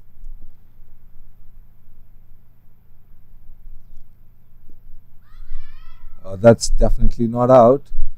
But a successful over comes to the end from the captain Anju. It's 113 for 9. 1 more over to go. Penalty for delaying this innings is still on for Bhutan. They'll still have only 3 fielders out. But the 2 big hitters are out. Dennis, from here, where do you expect? I think the 2 big hitters had already done the damage. I think between themselves, they rescued the innings for Nepal. If someone came right now, they wouldn't know that Nepal were 47 for 7. Because right now they are 113 for 9, but they were completely on the ropes. Just Bhutan just failed to close out the game in that moment. And I think some of the lessons is that Bhutan maybe should have gone to their prime bowlers in that moment. The captain brings herself back just to try and wrap up the game.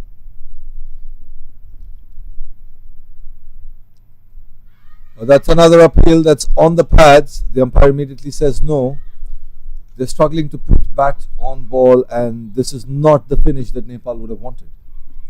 Yeah, because you come back right now to bowl at the tail enders, but when a lot of damage had been caused by the good batters. So just managing the game at different times, which is the important lesson.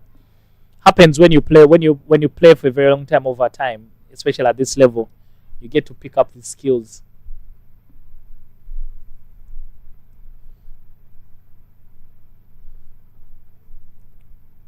Oh, that's a swing and a miss. Not being able to put bat to ball. Yeah, nothing to lose there from Ria. She just throws her arms at it, but just no connection. Both of them, Ria and Manisha, bowlers. So I think they're just out there to have a good time. If they connect, so be it. If they don't, nothing to lose as well. Absolutely. So normally I think bowlers in this moment have blank checks.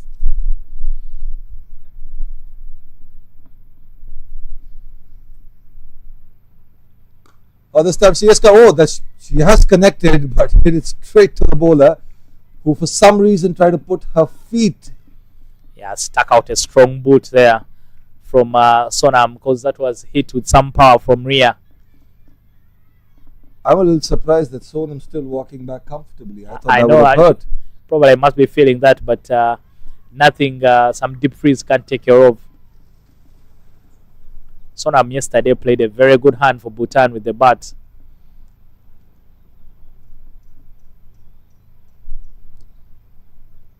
Another free swing, another dot ball.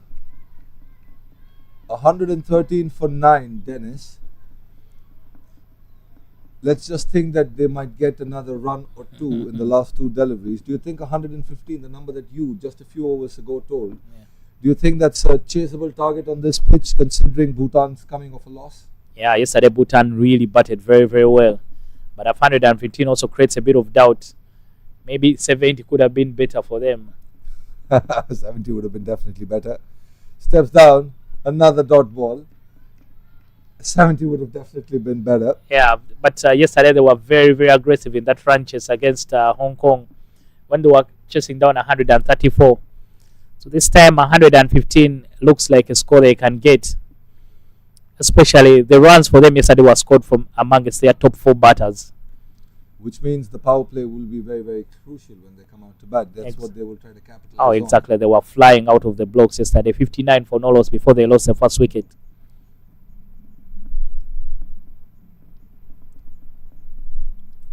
Last ball, Boulder clips the stumps, races to the boundary, but Nepal have been bowled out for 113.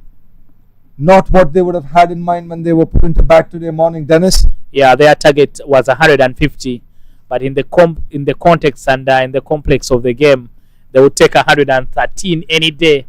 And thanks to the experience there of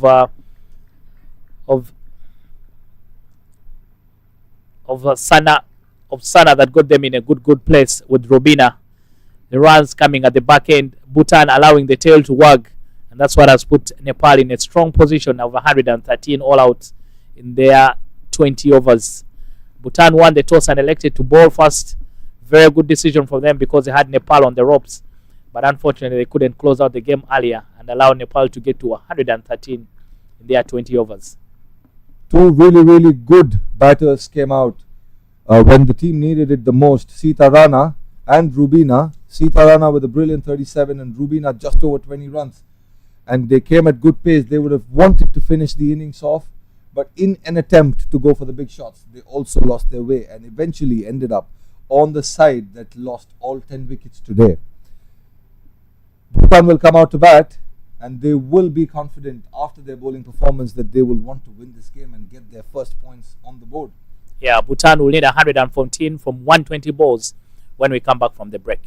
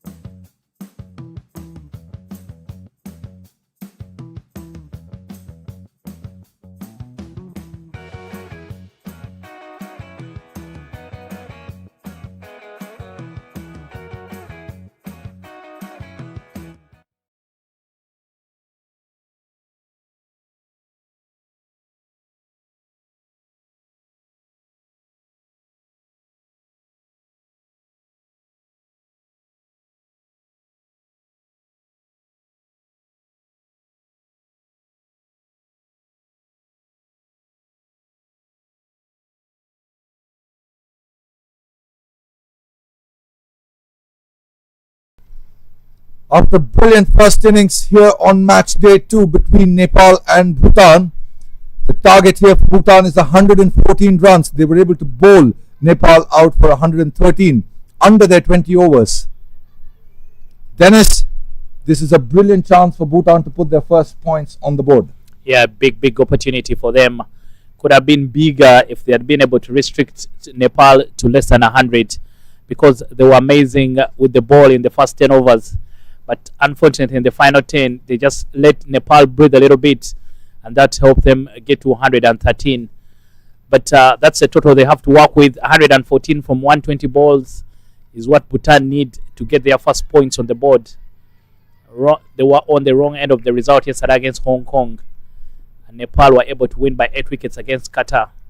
So it will, at the end of this innings, it will be either 2 for 2 for Nepal, or a win, the first win for Bhutan in this Group D encounter.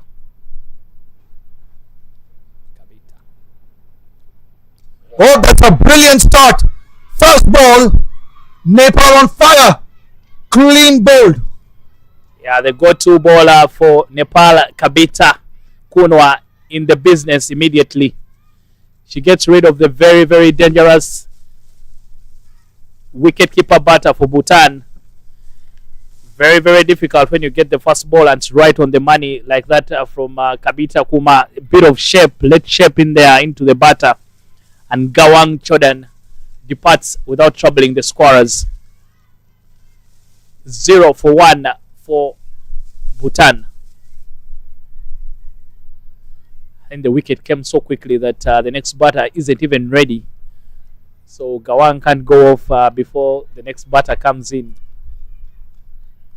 This is probably the longest she's had to walk. And after a very disappointed start, must say. Yeah, and yesterday the partnership between her and Dishan Wangmo is the one that created the opportunity for the win. And they've made decision now because Gawang has gone out on the first ball. Richie has come up with the order, and she's sent in at number 3.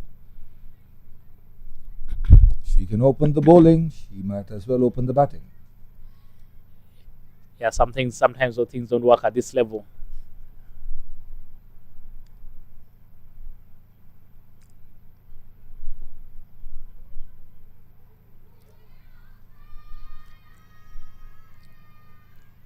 You can see that's why, because I think you're given 90 seconds to make sure you're ready to take the first ball, and Richie took a lot of time, so the umpires might have a decision to make.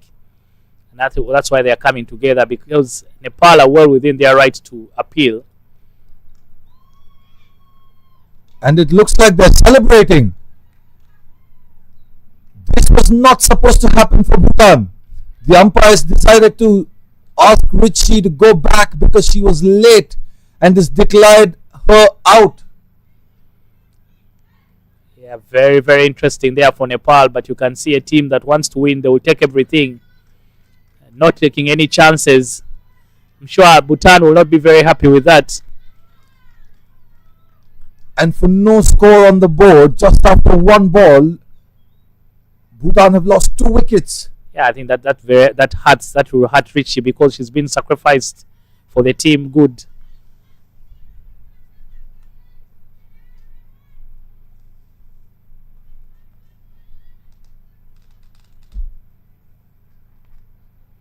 This was very unexpected. If they already had a batter ready, padded up, number 3, they should have just gone with her. Why make somebody pad up at the very last minute? Yeah, that's the thing, because 0 for 1 has quickly now become 0 for 2. And Shering Zangmo is a new batter for Bhutan.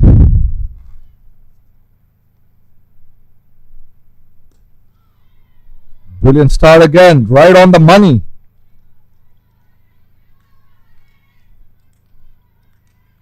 Yeah, keeps it out, but again that creates some very unnecessary pressure there for Bhutan on their ranches.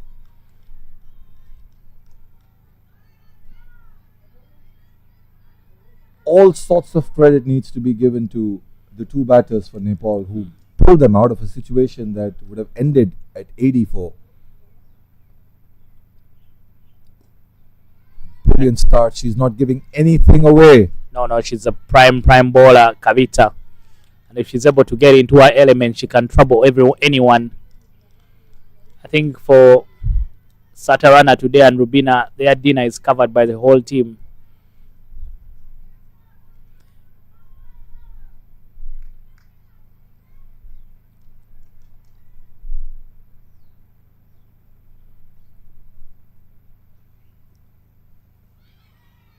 Brilliant deliveries. That's brilliant speed, good carry, good bounce. Nepal are all over Bhutan. Yeah, copy and paste of what happened in the first innings. Nepal also didn't start very well. For Bhutan, I think it's even worse for them. They haven't put any runs on the board, but they've already lost 2 wickets.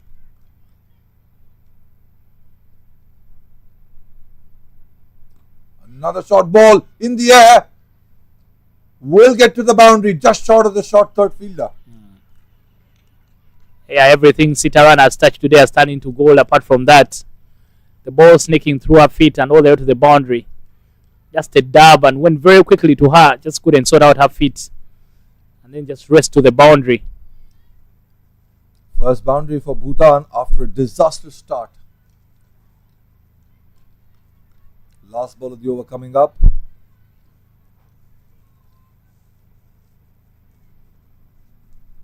Nepal, this time the fielders are going strong.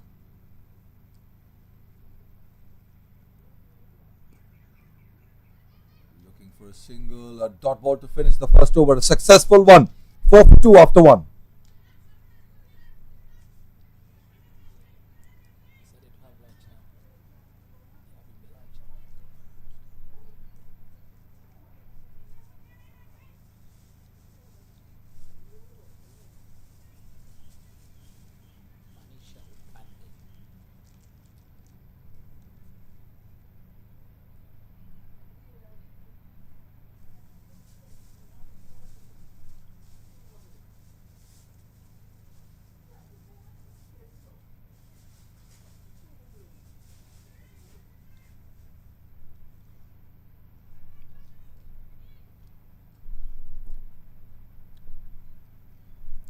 Bowl the second over for Bhutan.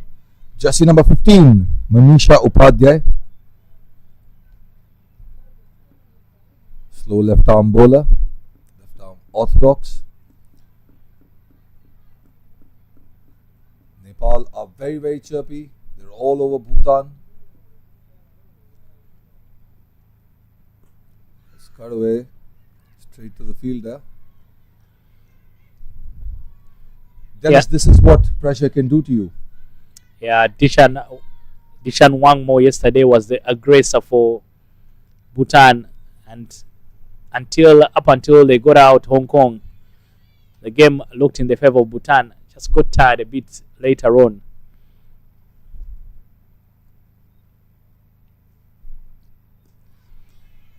Brilliant start. She's bowling on the stump. Good lengths. Not giving anything away. Yeah, the thing about Dishan, she has an interesting setup. She starts from way outside leg stump, and then by the time the hard trigger movement just takes her to her leg stump.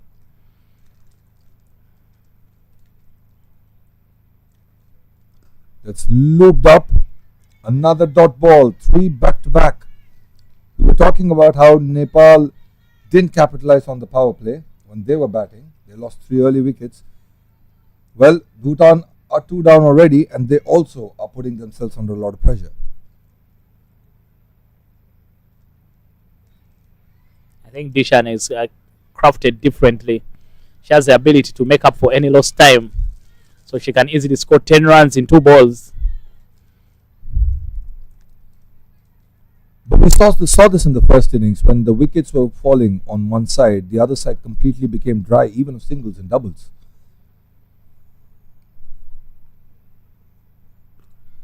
And that's exactly what's happening even now. And if you take the one partnership that bailed Nepal from the pit that they dug themselves in, was the partnership which started with singles and strike rotations and then the odd boundary, And eventually there came an over where they had 2 or 3 false hit consecutively. That's how you build partnerships. That's how you get out of a hole. Yeah, that's very, very true. And maiden over to start off things there for Manisha. But I think for Bhutan, the problem is those 2 early wickets now just created a bit of doubt in them. You're thinking that if I go too hard, I may lose another wicket, so you quickly become 3 wickets down.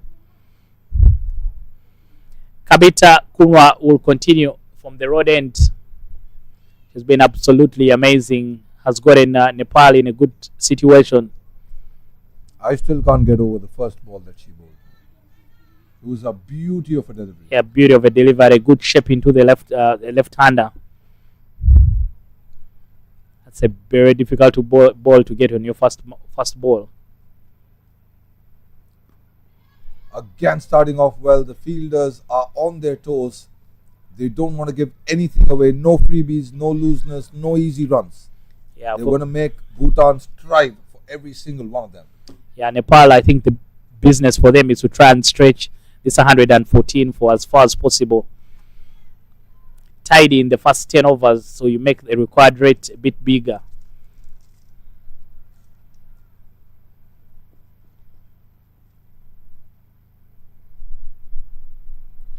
Another ball that beats the batter.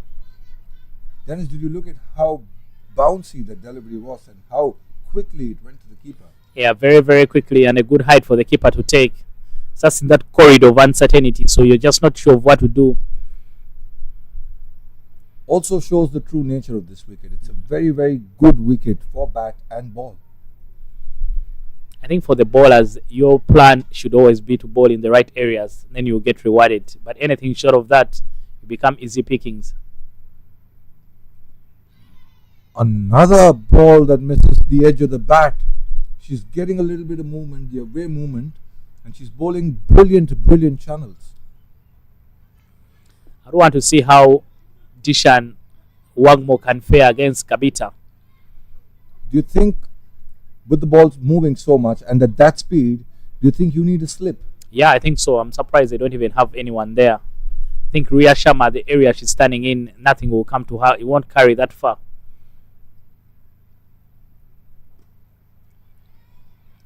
You're in between and nowhere because that's where the boundary passed to go to the boundary. You're on the other side. You're on the other side of the third man, and if the ball beats you, they won't have the opportunity of running around to carry it off. So you're either in, and you allow any missed balls to be cut off by the third man. This is why your keeper needs to come into the picture. That's a quick single attempt, but like I said before, they're on their toes, they're not giving anything away. And this is where Ruby Podar needs to come into the picture, where she's got the best angle of what's happening. She needs to go up to her captain and she needs to say that we need a slip, the ball's still moving, we have a chance here.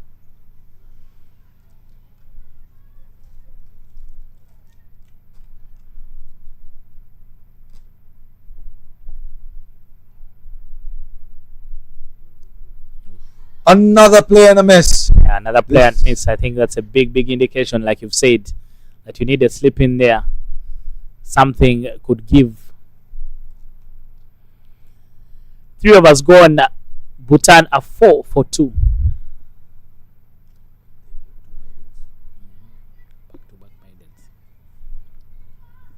Yeah, Bhutan have played 12 balls without scoring a run. And Manisha is taken out of the attack. And Ria Sharma will take over the bowling from the rugby pitch end. Another thing that we discussed that Bhutan did, giving Richie 3 overs in the power play. It felt very reactive and not proactive. But Nepal is doing things slightly differently. No, Indubama, very dynamic as a captain. She will play around with her bowlers. So everyone is brought in for the situation.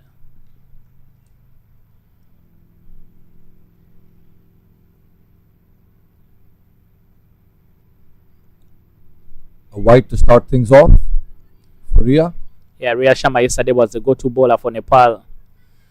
Things were not unrivaling for all the other bowlers, but she was right on the money and she created the necessary pressure just to peg back Qatar.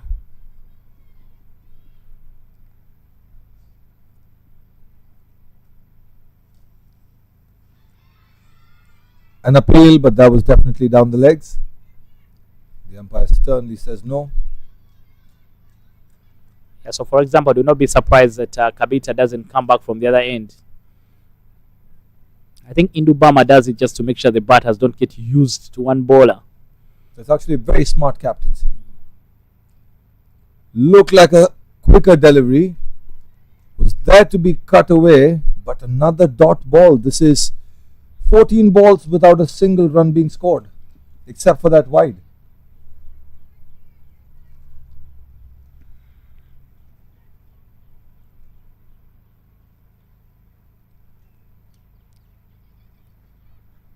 There was a low full toss on the pads. Easy pickings. Will get to the boundary for Dechin, her first, after 9 deliveries. Yeah, finally the runs are coming for Bhutan. Because the plan always for Dishan is just to stand and hit. I was starting to get worried for her because she had already taken up so many balls before scoring her first runs, but finally she gets off the mark. The first 2 deliveries that Rhea bowled were on the pads, so it looks like she's not getting her lines right.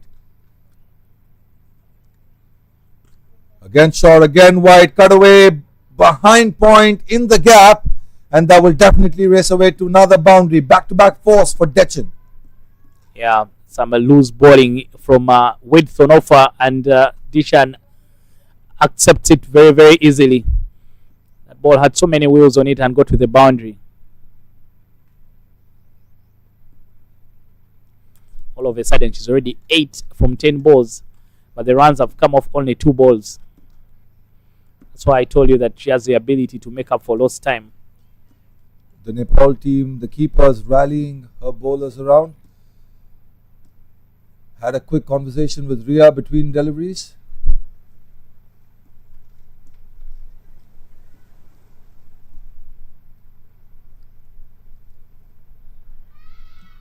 Another appeal. This is down the legs for a quick single. And there will be a leg by. Everything has been sliding down the leg side there for Rhea Sharma. The one she tried to bowl on the offside was put away for a boundary. Definitely struggling with her lines.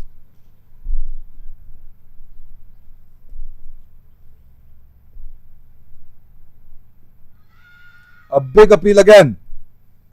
The umpire strongly says no. And that brings the 4th over to a close. 14 for 2.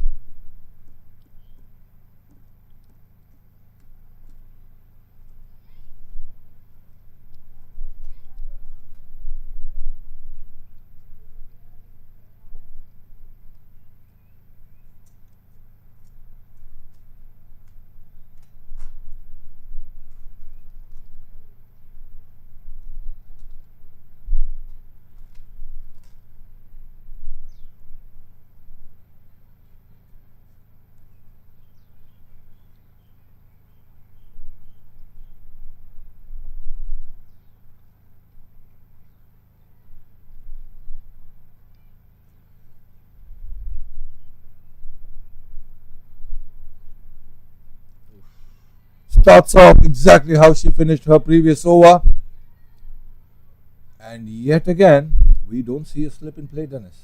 Yeah, Kabita Kuna now bowling to Dishan Wangmo for the first time in this innings. Fit nowhere for Dishan. This is the contest I wanted to see because she bats so far from, she keeps all her 3 wickets exposed.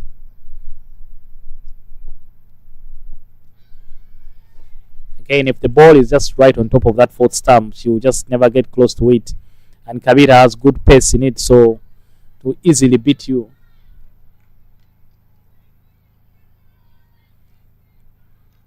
For a bowler with this pace, you just need to make sure you're maybe taking middle stump and leg stump guard, so that way you can play both sides of the wicket and also bring the stumps into play.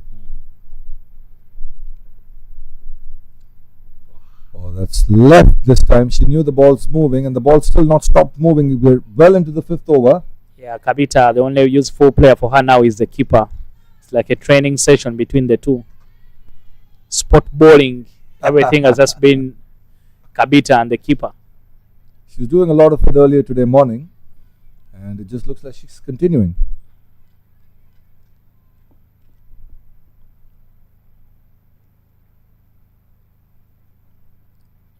Oh, this time the ball jacked back in. That is why she's a little perplexed as how the ball missed that stump. Yeah, such a very good setup there from Kabita. One away, and Dishan predicting that it's still just going to go away from her. Just dragged back in, but at the right time just decided to rise and just over the stumps. But a very, very good setup there. Very, very good skills from Kabita Kunwa.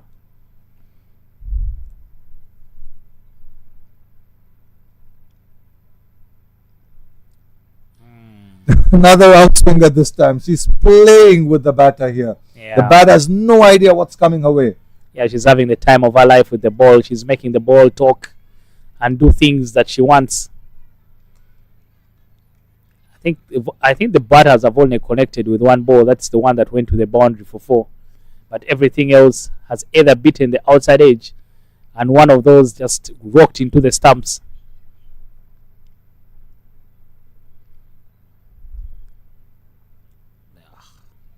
Another ball left to the keeper. A brilliant over again from Kunwa. After 5, it's 14 for 2.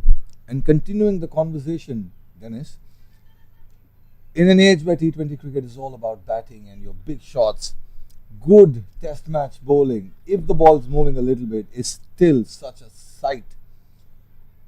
Yeah. It still brings pleasure. Yeah, such a wonderful sight, and very good to see, especially when you see the skills on display there from Kabita. Amazing stuff. A couple of balls going away from the batters, and then one of them comes back in. Would have been beautiful if it had taken the wicket. We've seen the one wicket she's picked, a beautiful in-swinger into Gawang Choden. She has fantastic skills, Kabita. Manisha comes back from the rugby pitch end. Ria taken out of the attack after just 1 over. Again on the money. Quick thought on Ria being taken away from the attack. She didn't get her lines right in the first over that she bowled.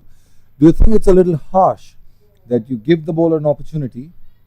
I know you're trying to keep them as tight as possible, but could you have gone with one more over there? Yeah, I think she wasn't bowling to the plan. Of the 14 runs Bhutan have scored, 8 of those came from that over bowled by Ria Sharma. So if you take them away, that would mean that this would be a very, very good power play for Nepal. I think the plan for Nepal is just to make sure that they have a solid power play. Stretch that 114 to make it look like 140. Most often than not, the team that wins the power play wins the game. In the recently concluded IPL, even in the final, GT lost a bunch of their wickets in the power play, and RCB had already won it by then.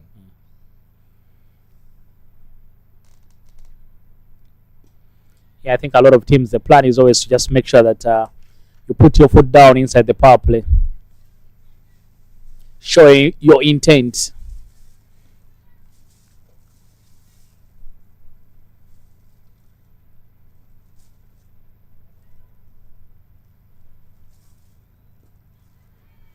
Again, very well bowled, very good skills from Manisha as well. Tosses the ball up, bowls a quicker one, just to try and bait Sering Zangmong. We thought Nepal didn't have the best of power plays. Bhutan are here to beat them. Short ball, tried to swivel it. Again a dot ball. This is going to get frustrating for Bhutan. Yeah, very, very frustrating. I think from yesterday's performance with the bat, he must have felt that 114 is something that we could be able to get.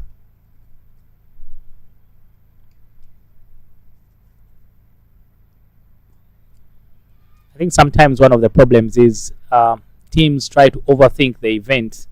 For example, the second wicket, very unnecessary, ended up losing a wicket for nothing because they're trying to overthink that. Let's try and consolidate. Just send your normal batter and then see how it goes. Now, at the end of the power play, Bhutan are 14 for 2.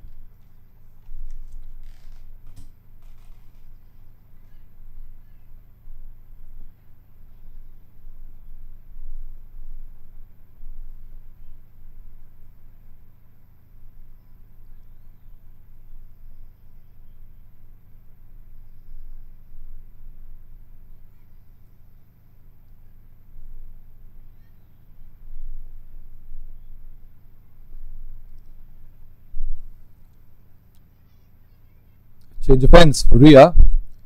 She just wasn't getting it right from the opposite end. But the captain's shown faith in her again. Yeah, you're in the team to bowl, so there's no running away from it. I told you Ria Sharma yesterday really was the go-to bowler for them. So I think she just never had the luck. And now with the power play, there's more flex for her to work with. Just give her more protection, and she'll be able to do the business for the team. Feels like she's still struggling a little bit with her lines and lengths. This ball was also short. It was there to be cut. She's bowling outside the off spin but short. This was a good delivery. Yeah, much better. Don't allow the batters any room to free their arms. Interesting to see where Bhutan will take this.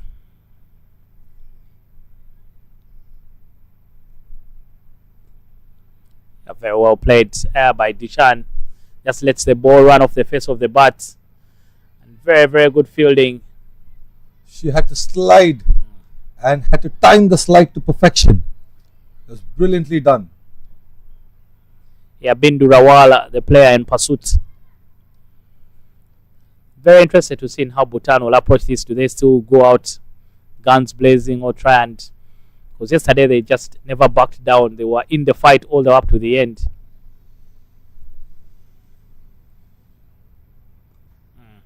Again glided to third man, a dot ball. What Bhutan need to do here was what Rubina and Sita Rana did. So that's the intelligence there from Nepal and sort of the game awareness they have. They've realized that that Dishan is looking to milk some runs out of that zone. So they've deployed a fielder. Sita Rana has gone in there just to support Bindarawal. So that's really very good game intelligence. You make decisions in the moment. That's cut away really, really hard. That's gone in the gap. To deep point, it'll only be a single, but that was a really good shot. She was actually eyeing the big gap between short square leg and short third man. Just after the fielder was moved. Exactly, and that's a help that Pooja has been able to do. Because if Binda wasn't in that direction, then that could have easily gone to the boundary. But because of the adjustments, she's closer to the other side. So, very, very good captaincy from Nepal. That's flicked away for another single. This is what we've been talking about. You need to keep rotating strike. You shouldn't have a dull over.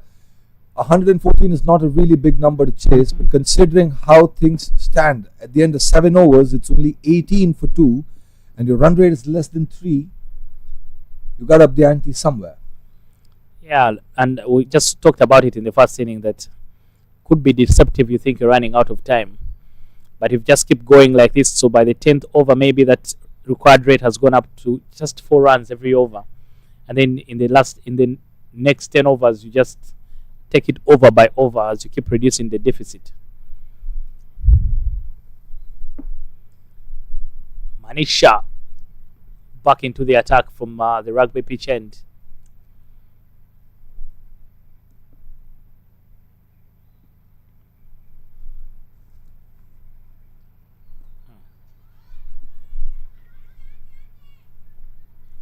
The mid-on fielder is standing at silly mid-on. It's not exactly on the 30-yard line. This is a very, very attacking field. That's what I was going to say. And there's also a fielder behind her. So Nepal still staying on the front.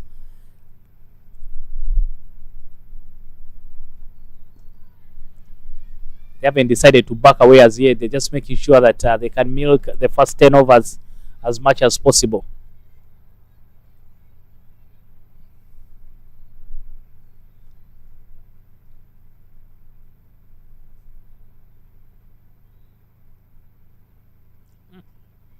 Oh, she almost yorked herself there. Did sharing. Dot balls are only building pressure. They're not doing anybody any good for Bhutan. In the air, there's a fielder there, and this is exactly why that fielder was there. We were just talking about it a couple of deliveries ago, Dennis, and this is a wicket that Nepal has earned just through sheer intelligence. Yeah, very, very good captaincy. Attacking fields there from Indubama. And the full shot finally coming there from Zering Zangmo. Trying to do something. She's just been taken out of her misery, really. 5 of 23 balls for her. Just ends up poking the ball to Kabita Kunwa, who takes a very good catch. And Bhutan loses their third wicket. 18 for 3. We were just talking about how dot balls were building on all the pressure. And there was no way that fielder who was put in there exactly for that came into play. So you have to credit Indu for the kind of captaincy that she's presented herself and her team with today. She's been right on the money. She knew as soon as she just wanted 2 players to score her runs. She just wanted the team to be in a comfortable position, and she knew that once we are past 100 runs, we have it in us to win this contest. She has all the trust in her bowlers, and that trust is paying off. Yeah, very true. They just needed to get a total they can be able to bowl at. Sometimes anything less than 100 is difficult to defend. But anything over 100 just gives you the opportunity. And if you can be able to manage the first 6 overs very well, then all of a sudden 100 looks like 140 or 130. Bhutan have been on the back foot ever since the first ball of the second innings.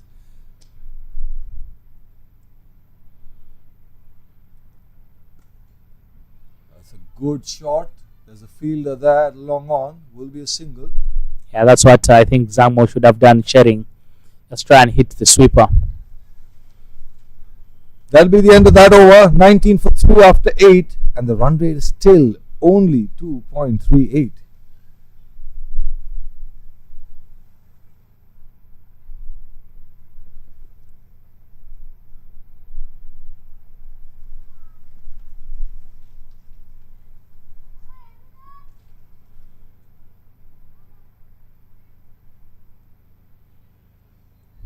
Yeah, that first ball bowled by Kabita Kunwa.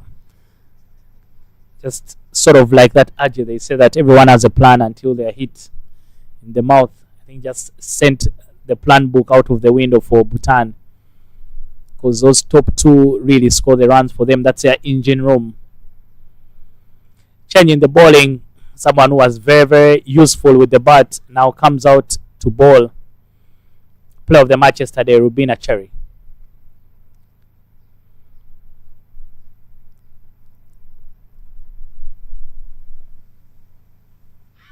That's a big appeal. And the umpire raises her hand again.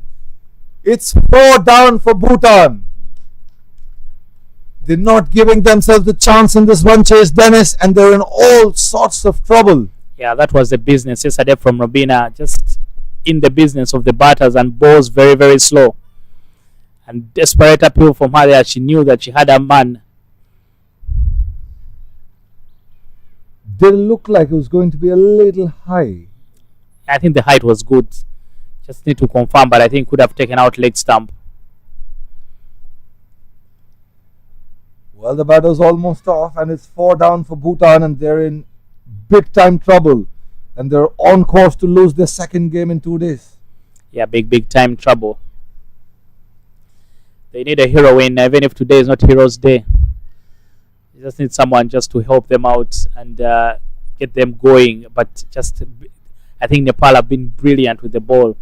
Bhutan were good, but Nepal have been better. And speaking of today not being Heroes Day, every day you play cricket, it is Heroes Day. You need somebody or the other to constantly keep stepping up, and that's the mark of a good team. Despite not having the best total on board, Nepal have been all over Bhutan. The fielding, the bowling has been spot on. Yeah, I think Nepal, for them, they will give 2 medals. Yeah, one to Sitaran and the other to Robina. They just came together at the right time. That experience between the both of them. Sometimes you just need that good partnership to get you going.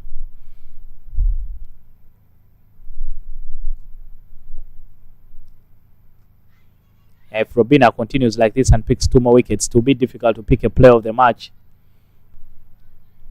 If she does pick up 2 more wickets, I think she'll be player of the match, because she contributed at a time when the team needed her the most with the bat, and obviously 3 wickets with the ball. That's turned away. There is a fielder at deep square. Will only be a single. These runs for Bhutan are very hard to come by, so let's rejoice every single one of them. Yeah, very, very true. Their runs have been very rare. 20 of the 20, 2 came in 1 over. 8 of those came in 1 over. So you could just feel that the bowlers have been very, very good for Nepal. If you take that over away, it's almost a run and over. Exactly.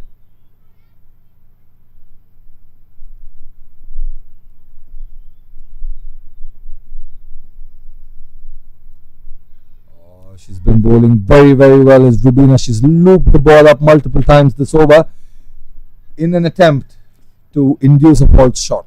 Yeah, the thing about Wangmo and her game is that she relies on big shots. She has 11, but she scored 2 boundaries of that 11. That's a short delivery. Plugged away for an easy single. Another successful over for Nepal. A wicket and 2 runs. It's 21 for 4 after 9.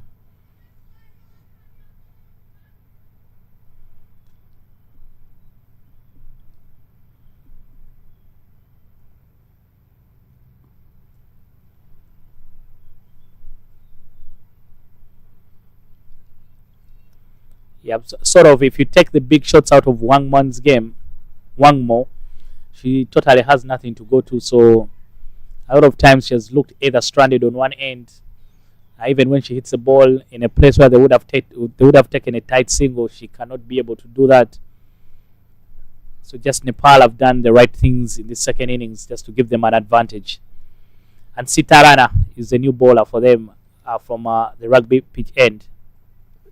2 players who contributed with the ball are now bowling in tandem as well. I think for me, without a doubt, no matter what Rubina does with the ball, Sitarana will be my player of the match. Oh, that's glided away past the short third fielder. It's racing away to the boundary. Will it get there? She just stops it. That's actually a very, very good stop. A couple of runs.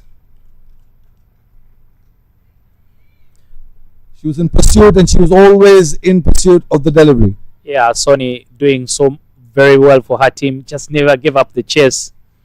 That's a very, very good commitment from the team. For someone who helped them do well with the bat, I think they're rewarding her with a good effort in the field as well. Sitarana, some weight on that ball. Just needs to keep it tight, wicket to wicket. That's where you get an advantage as a left-arm spinner against right-handers. Oh, that definitely did sound like bat first. But after the last delivery, there's been a slight change in field. There's 1 more fielder added in the third man region. So there's 2.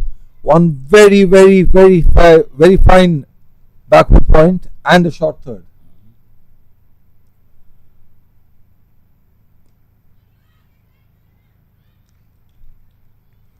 I like Dishan. She has a good range. I think she just needs to be more dynamic with her game. Have power and grit. Just combine the 2 very well.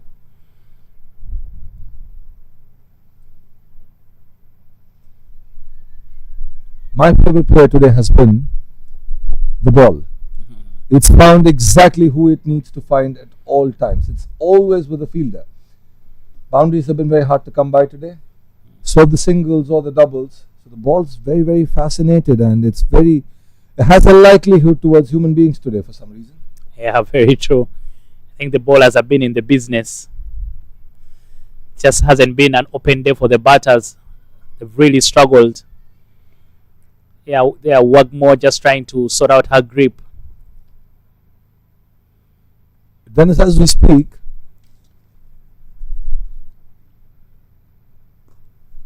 punched off the back foot. There's a fielder at deep cover. She'll cut it off. Dennis, as we speak, we can see a few clouds hovering above the ground. The sun's also disappeared. Looked a bit gloomy yesterday as well in the afternoon, but later on it cleared to allow the game to happen. So we pray the clouds are on their way somewhere else.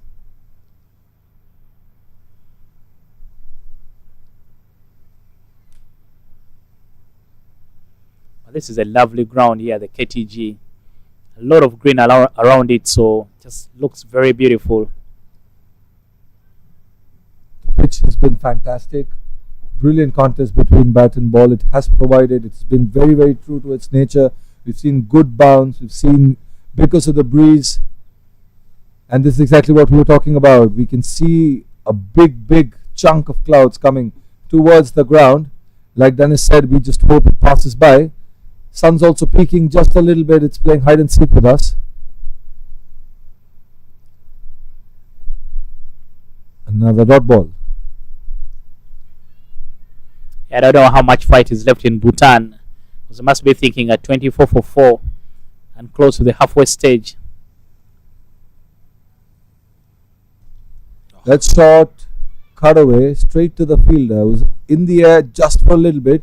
Another successful over from Sita Rana comes to an end. After her first, she's only given away 3 at the half stage mark. It's 24 for 4, and we'll have drinks.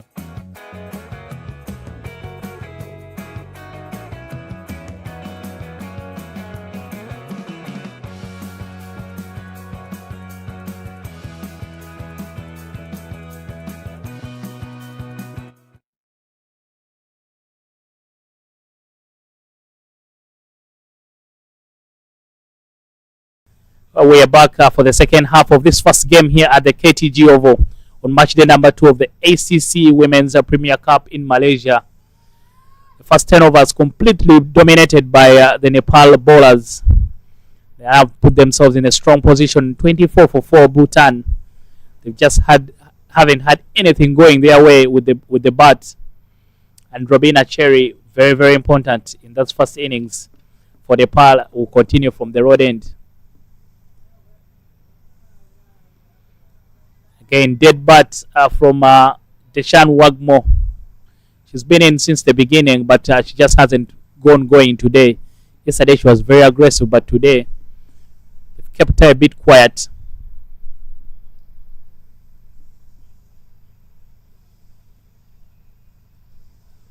Very well done there by Robina.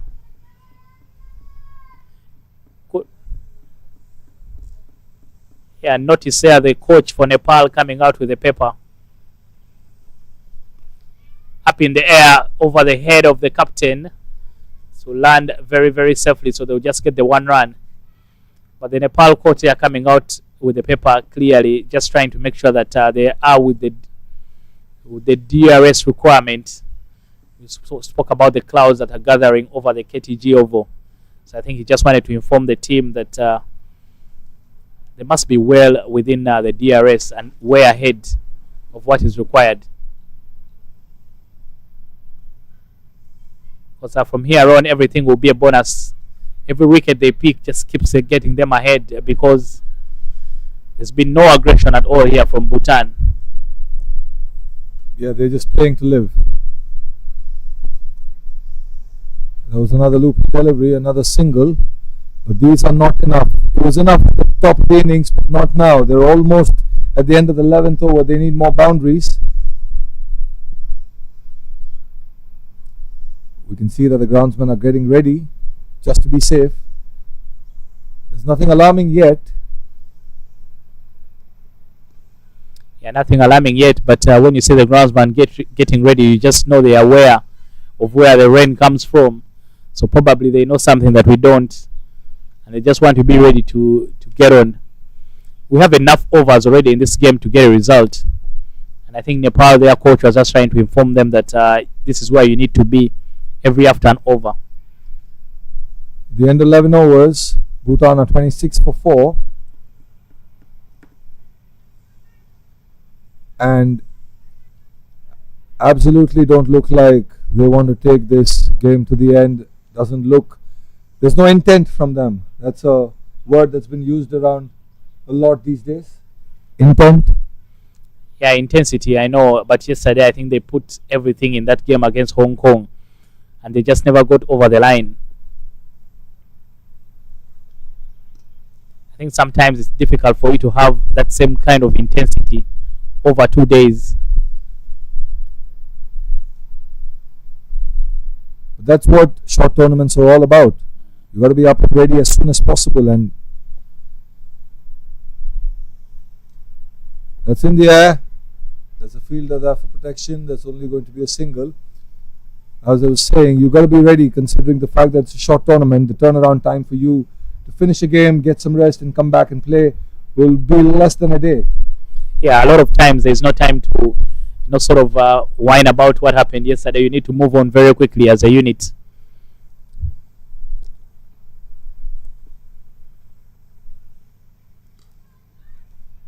Another dot ball. It's very, very good to see the captain, Indu, still having conversations with her fielders, with her bowlers, thinking of ways to get the batter out. She knows that if the game goes on till the 20th over, there's still no way that Bhutan's winning this. Yeah, unless there's a miracle. Exactly. But look at the figures there from Manisha. It's giving away just 2 runs, and this is her final over. She's been so good. She's been so tight and given nothing away. Imagine a 24 ball spell. You only give away 2 runs as a spinner. As I was saying it, she gives away her first boundary. There was a loopy delivery and was met with brilliant batting. A boundary after so long. Yeah, that was tossed up and in the slot. That's the power of Wagmo. She gets to the boundary. That's a sort of game. It's that stand and deliver. I think Nepal have gone to the spinners just to try and get in as many overs as possible. But sometimes again, you get in the spinners, they also need to be bowling well, because so that you don't leak so many runs. This wouldn't be bad bowling at all. There's still a fielder behind, despite the valiant effort there. And that brings to an end a brilliant spell of bowling by Manisha.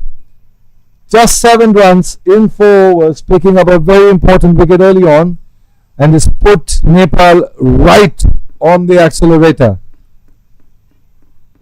Yeah, right on the brink. What a performance here from the 19-year-old Manisha. Clearly one for the future for Nepal.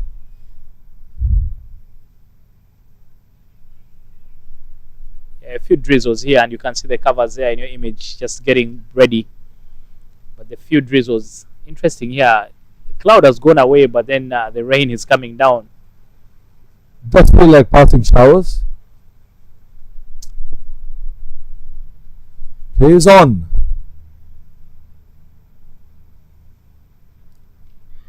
She comes back and does exactly what she's been doing since the inning started. Yeah, I've told you, Kabita today, she's just doing some spot bowling with her keeper. I think it's just and those are lessons that Wagmo can take from this tournament. Just her setup doesn't allow her to be in control of, especially the balls that are bowled outside of stump. We just saw a very good spell of bowling come to an end. Another swing and a miss. Kabita has been no less. She's also given away only 4 runs and is in her final over. She's only got 4 more deliveries to go. Yeah, the 4 runs remind you, Adish, that it was a boundary that actually went through a fielder. It had been stopped. She could have conceded none from the 4 overs she's bowled so far. Imagine bowling 23 dot balls in a 24 ball spell. Walks down the wicket. Another swing and a miss. Yeah, walks down the wicket, same result. I think she wasn't going to change anything. She was just trying to get Kabita off her mark. But she has a tunnel vision on where she wants to bowl the ball. So it will be very difficult for you to hit her off that line. Nepal's been on fire.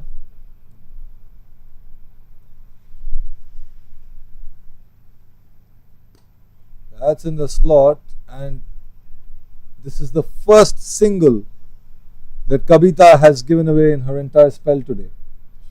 Yeah, she has been phenomenal for Nepal. And her combination with Manisha is what has put Nepal right on the brink of a very good victory. Sometimes you don't play so well, but you can still come out on top.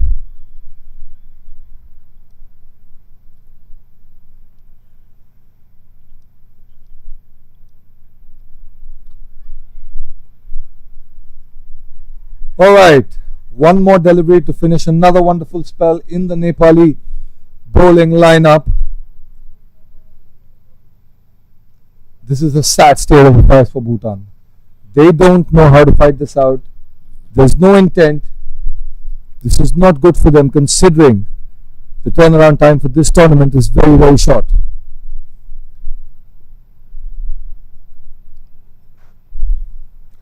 And comes to end a brilliant spell of bowling. Kabita finishes giving away just 5 runs and picking up a solitary wicket. Yeah, so many contenders for player of the match, but what a spell there from Kabita. That one wicket she got, I think, set the tone of the game for Nepal. Just put Bhutan on the back foot completely, and from there on, Nepal hasn't looked back. They've just made sure that they keep the squeeze on. And now they are on the brink of their second victory in this Group D encounter.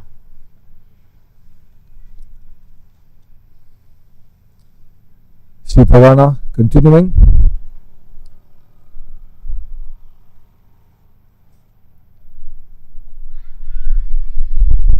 A couple of people appealed, but to no avail. Yeah, but the thing is, because Dishan stands so far from her stumps, I think it's very, very difficult to get out LB. She does walk across a single step. Yeah, even when she walks across, she just stops on her leg stump. That's a single. We've been trying to say this for a while now. Singles are not going to do the trick. At this point in time, when you want to go down fighting, you go down hard. It's okay. This is where Bhutan needs to just rethink the strategy a little bit. And they should be like, it is okay if I went for the big shot and I got out. It's not like I'm winning from here anyway. So let me at least give it a fair shot. Yeah, exactly. You make a very good point there, Adish. I think the lesson for them is just instead of just trying to wait it out, just just show more intent and try and go after the bowling. I think now they're in a space where if we try and go after the bowlers, we'll get out and then maybe get dismissed for a very small total. So we'll just hang in there and see if something is going to give. Yeah, but again, even if they try to bat it out like the speed in which they're batting, they're not going to go past 55, 60 runs anyway. Maybe that is better than being all out for 40.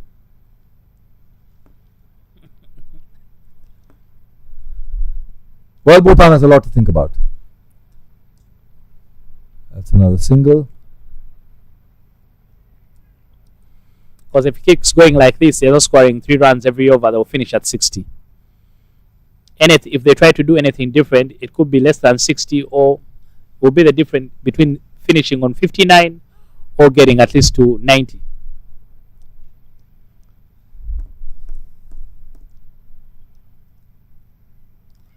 Let's again try to glide away. There's a straight third man, if I may. And this has been brilliant captaincy from Indu. She's been on point. She knows exactly what she's doing. And the bowlers are complementing her tactics so very well. This is a brilliant all-round performance. Very, very much. For her, I think it's been... And I've told you that's the thing about her captaincy, that every bowler is brought on with a mission to accomplish. You're not just bowling just to get through just to go through the motions. But there's a mission that we want to accomplish. And after 14 overs, 36 for 4, Bhutan. It's interesting that you bring that point up, the point of clarity.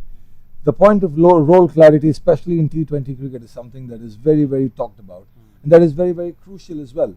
Because usually in a T20 contest, even if you lose 2 or 3 early wickets, you have batters that can come and take the game away from the opposition in the power play. But here, they were not for one. And it suddenly felt like they didn't have a contingency plan in place and they had to make it last minute. They sent out Richie, who was again given out, timed out. So where does thinking and role clarity come into the picture when it comes from Bhutan? Yeah, I think that's a mistake they made, because 0 for 1 quickly became 0 for 2 without any runs on the board. So if they're just stuck to their plan, trust the process. But they usually say, are you sure that the process is trusting you?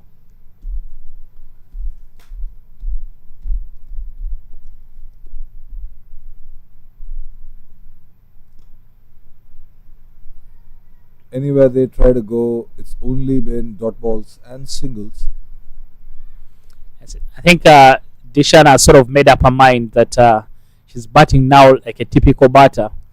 That I can just hang around, have hit the balls that I can hit without any risk, because it doesn't look like we are trying to go for the game. So I can just have a good time myself.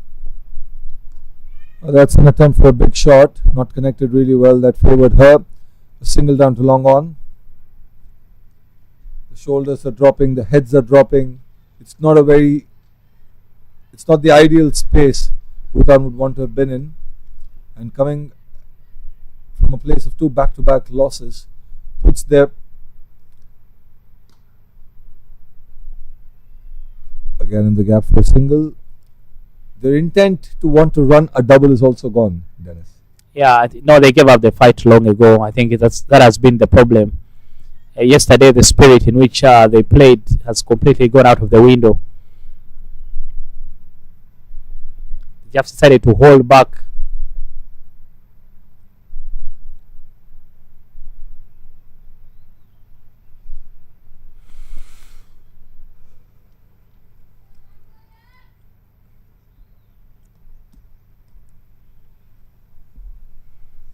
Rubina is another bowler that's looking to finish her spell with single-digit scores.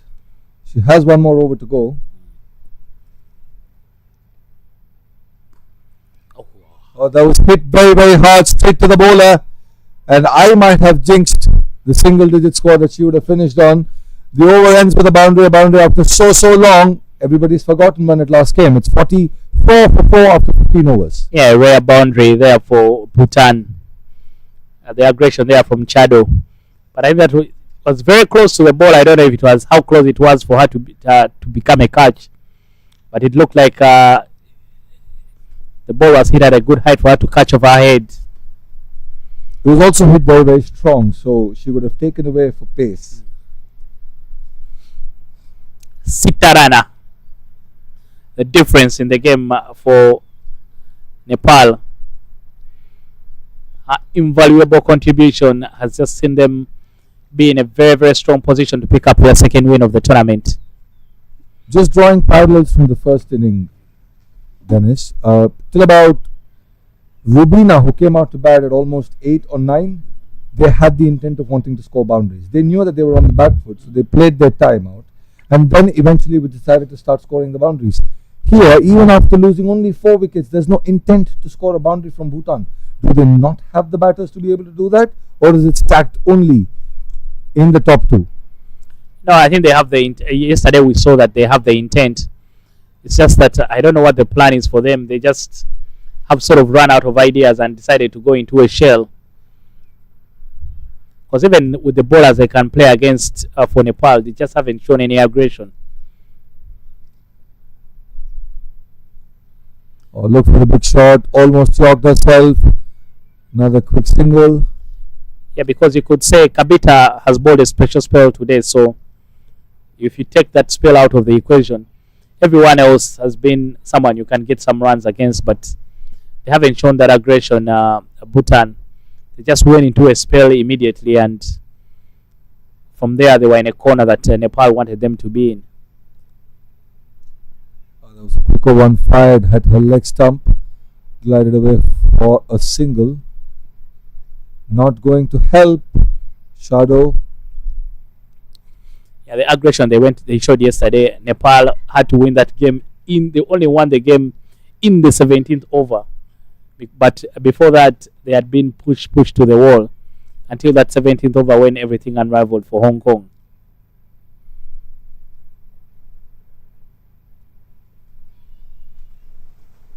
That's a different attempt. I was just going to say that in the entire game we haven't seen a single sweep shot. What a time to pull one out unsuccessfully. Yeah, but I think Dishan is now getting tired. That was a tired looking shot, not a sweep shot out of proper conviction.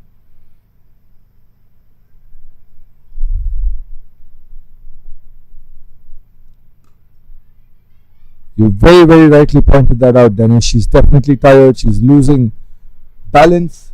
She's looking all over the place. She just waits for this misery to end.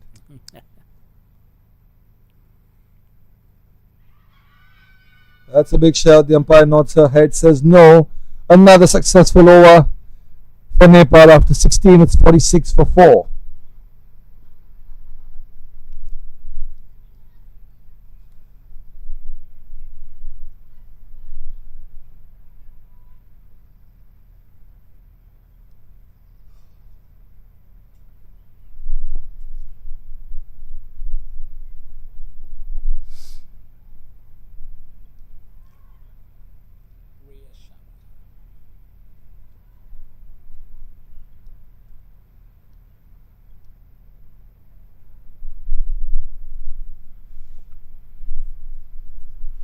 Had a bowling change, Ria Sharma back into the attack.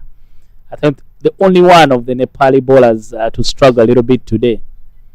Everyone else has been on the business. And the number of spinners that have operated for Nepal today. I think the spinners give you a good advantage, good control. But as well, when you come and Kabita bowls a very good, fine spell of pace bowling like that, then it just gives you total domination. I think anywhere in the world Nepal plays, the fans will always come out and cheer for them. A couple of fans in the corner. Just a funny anecdote about today. I know this is T20 cricket, but I think I've seen one of the best spells that could be used in Test match cricket by Kabita today, and one of the best innings that could definitely be well suited for Test match cricket from Dechin. Yeah, very true. And Kabita has been just brilliant for the team. Just set the tone, especially with the wicket that she got. Just immediately put Bhutan on the back foot, and then just made them make the wrong decision of sending the wrong batter who was timed out.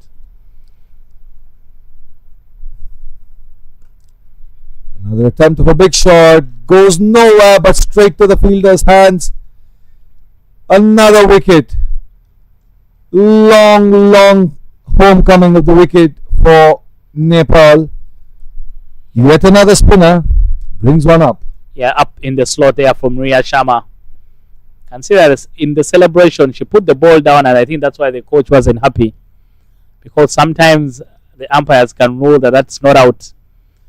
Kabita Kunwa, in the celebration, somehow the ball came down. Nepal's ground fielding and catching has to be appreciated at this point because they've not let a single one slide past them. Yeah, if you had seen in the replay again, when Kabita Kunwa took the catch, she tossed it up in the air, but when it was coming down, it just went to the floor. So sometimes umpires could think that you are not in good control of the ball and bring back the batter. That's why I think the coach just sort of shouted from the dugout that there's no messing around, the job is not yet finished.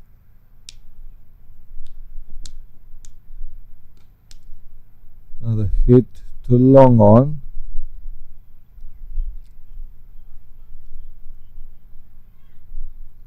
Despite the game being in the 17th over and the score only at 46, Bhutan's only lost half their side. What's surprising me here is, do they not have batters with the intent to even want to score runs? Yeah, Not her, she's tired. no, I'll tell you that from yesterday they had contributions throughout the whole lineup. So it's not just one person they were going to. Of course, Dishan Wangmo played a good hand at the top, but everyone else who came in made a good contribution. Oh, that's beautifully lifted away. There's a fielder in pursuit, but there will be no chance. She's got to bring it back from out of the boundary. A brilliant, brilliant boundary, Dechin, after a long time. Yeah, on the pads, and Dishan trusting her power, and she picks the gap over mid wicket. Sonamu has just come in now. She had played a very good hand yesterday as well. And she's the one that pushed the game all the way to the end. 51 for 7 after 17. 51 for 5 after 17. I think that's the longest time a team has taken to get to 50 runs as a total. But what is good, if I have to pluck out one silver lining about this innings from Bhutan, is that at least the fact that they don't want to get all out is evidently shown. So they have it in it to put up a fight, but it's just about attacking when needs to be done. Yeah, sometimes they say that's a deficit mindset. I think you need to be very, very positive.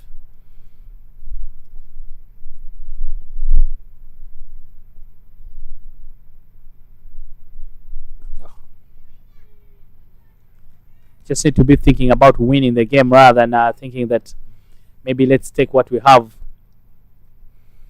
You just never know, the cricketing gods could be on your side that day.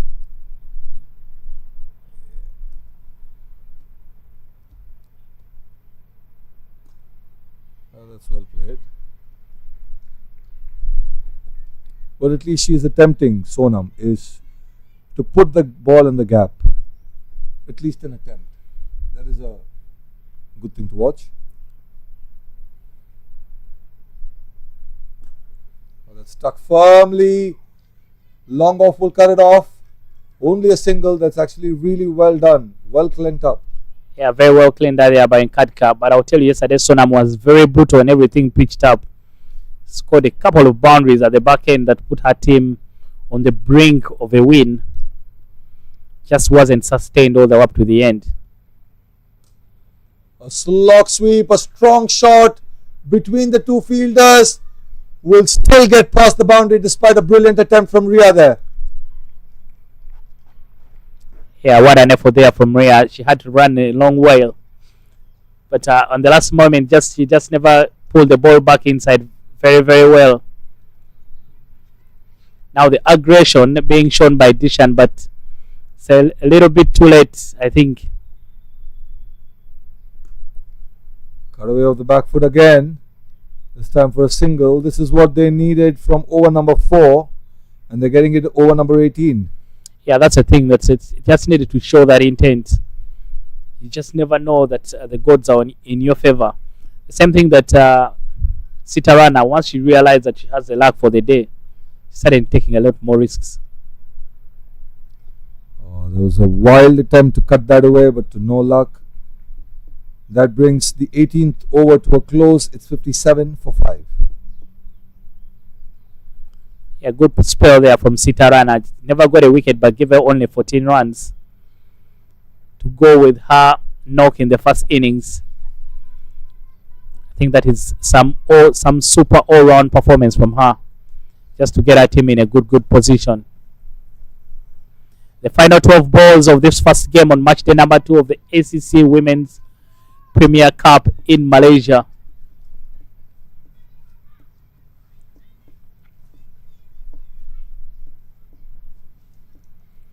Nepal comfortably in charge of proceedings here at the KTJ Oval.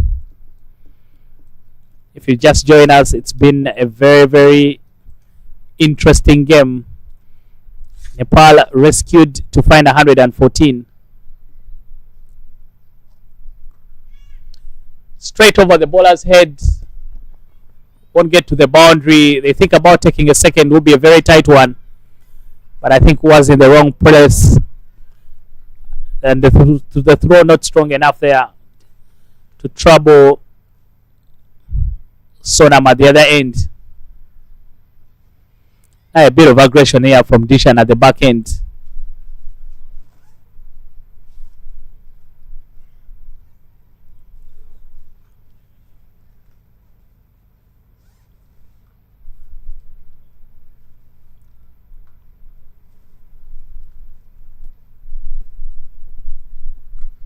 Goes again down the ground. This time they only get 1 run. Sonam has been batting from the first ball. She's been in for the last 19 overs. So that is some very hard cardio for her out in the middle.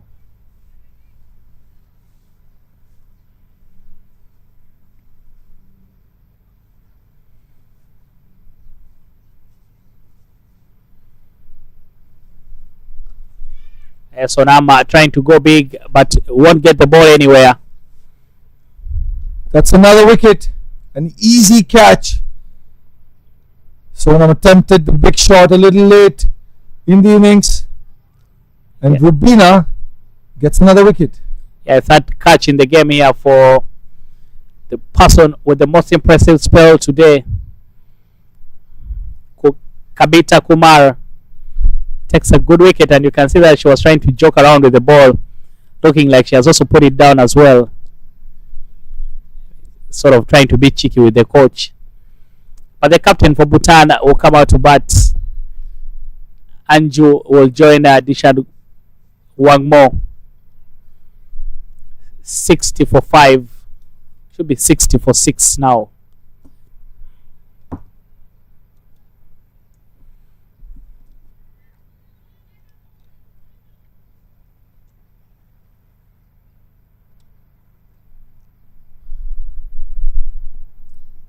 Looped up delivery, sliced straight back, a cotton bowled, another wicket, 7 down.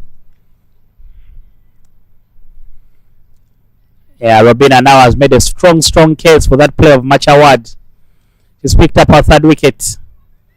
The captain comes and goes without troubling the scorers. Tossed up in the air, trying to go big.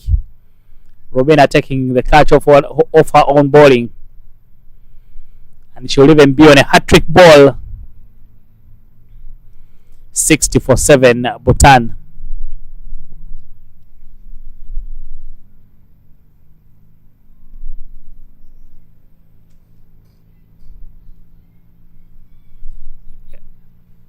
Well, it's bright again. The sun is out again. And the sun is definitely out on Nepal. That's the kind of cricket they've played. Alright, hat-trick ball coming up. Rubina. Looped it. The first attempt of a sweep shot. There's not a single or dot ball. Keeps the new batter on strike. Yeah, we'll miss a hat-trick there, Rubina, but they didn't even take a run. I think maybe Dishan wants to be on strike for the final over.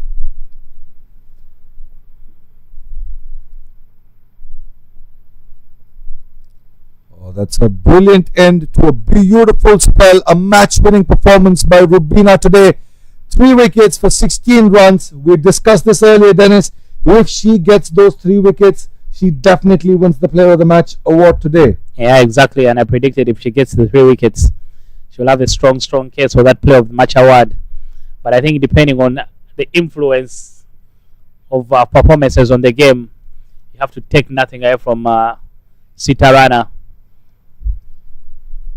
No, definitely. It has been an all-round performance from Nepal. It's the batting that they might be a little concerned with. But considering how big of a win this is in a short tournament, they will not let this day go by. They will remember this for a very, very long time. Yeah, most definitely. Most definitely, because this win at least puts them in a good position to finish, to get into the quarterfinals.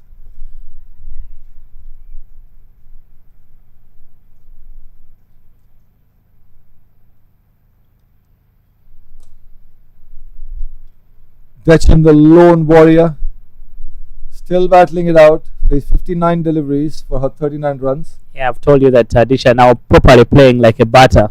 It's playing for herself because the team effort is out of the window. Let's get the averages up. Oh, that's Boulder! A loopy delivery on the stumps, a wild swing, and 8 down. There's an opportunity for Bhutan to be bowled out here again. Yeah, and I think that's the reason why just up there in the slot you miss a hit. And I think that's why Disha never wanted to give away the strike. She just knew she'll be exposing the rest of the batting. Sonam again departs without troubling the scorers. It's now staring down the barrel of a second defeat. They're 60 for 8 Bhutan.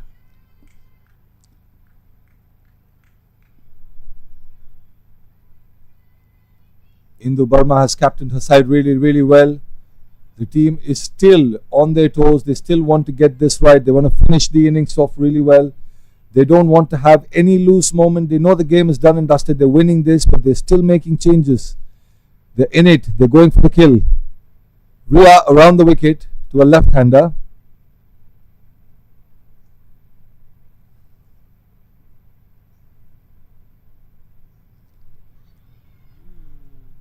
A swing and a miss. You can see there even Dishan doesn't bother to get the run. She doesn't want to get out. She could have been run out, so she's now thinking, I need to play or not out. Because in a team effort, you just run for everything. That's up in the air. Will land short. Brings Deshe on strike. 2 more legal deliveries to go in this game. A bit of all seasons in the weather in the last couple of minutes. Now the sun has come out in brutal force. Just a while back, the groundsmen were preparing the covers. It looked like it was going to pour down. And that's the end of the game. An all-round performance by Nepal. Their second win in 2 days, back-to-back victories. And on the other side, Bhutan not the best of starts to the tournament. 2 defeats on the row. Yeah, Nepal making up for a poor performance with the bat, with a very, very fine performance with the ball. They've made sure that they restrict Bhutan to only 61 for 8 in the quarter of 20. And that has put them in a very, very strong position to push for a quarter-final place as they pick up their second victory in this Group D. They made sure that they do the business with the ball, and they've been able to win by big margin, winning by 52 runs against a very, very resilient Bhutan team. Bhutan doing well with the ball after winning the toss and electing to bowl first. But unfortunately, they let Nepal get away from them and put on 114. And in reply, Nepal struck very, very early. And those early inroads just completely messed up the whole plan for Bhutan, who have been unable to mount a challenge. Nepal getting to 113 in their 20 overs. A big contributions from the 2 experienced players for them. Sitarana getting 37 and Rubina 24. Those 2 made the difference in those innings, for Nepal. But in response, the bowling performances, especially from the 2 opening bowlers, Kabita Kunwa 1 for 5 and Manisha Upande 1 for 7, just completely tore the game plan for Bhutan. who have been unable to mount a challenge, and they will run out of resources at 62 for 8 in their quarter of 20 overs. 52-run win for Nepal. They are second in this Group D, and that surely allows them to get into the quarterfinals. And for Bhutan, more so searching because they lose their second game in this Group D. Dennis Musali, but Abdesh is coming up with the post-match presentation.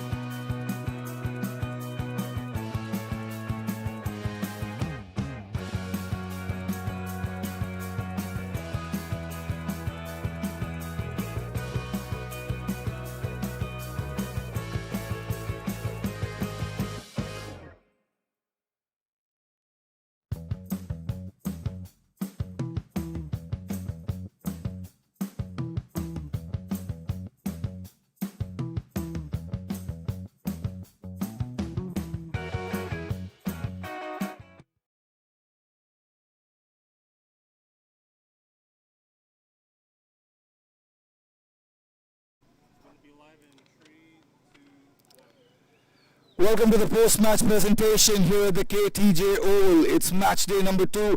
It was a brilliant contest between bat and ball for Nepal and Bhutan, and the clear winners today was Nepal. And I'm here to present the man of the match, the player of the match award with the match referee, Edwin. I would like to welcome you here, sir. And the player of the match today from Nepal is Rubina Chetri. She's had a fantastic performance with both bat and ball, and she will take this award.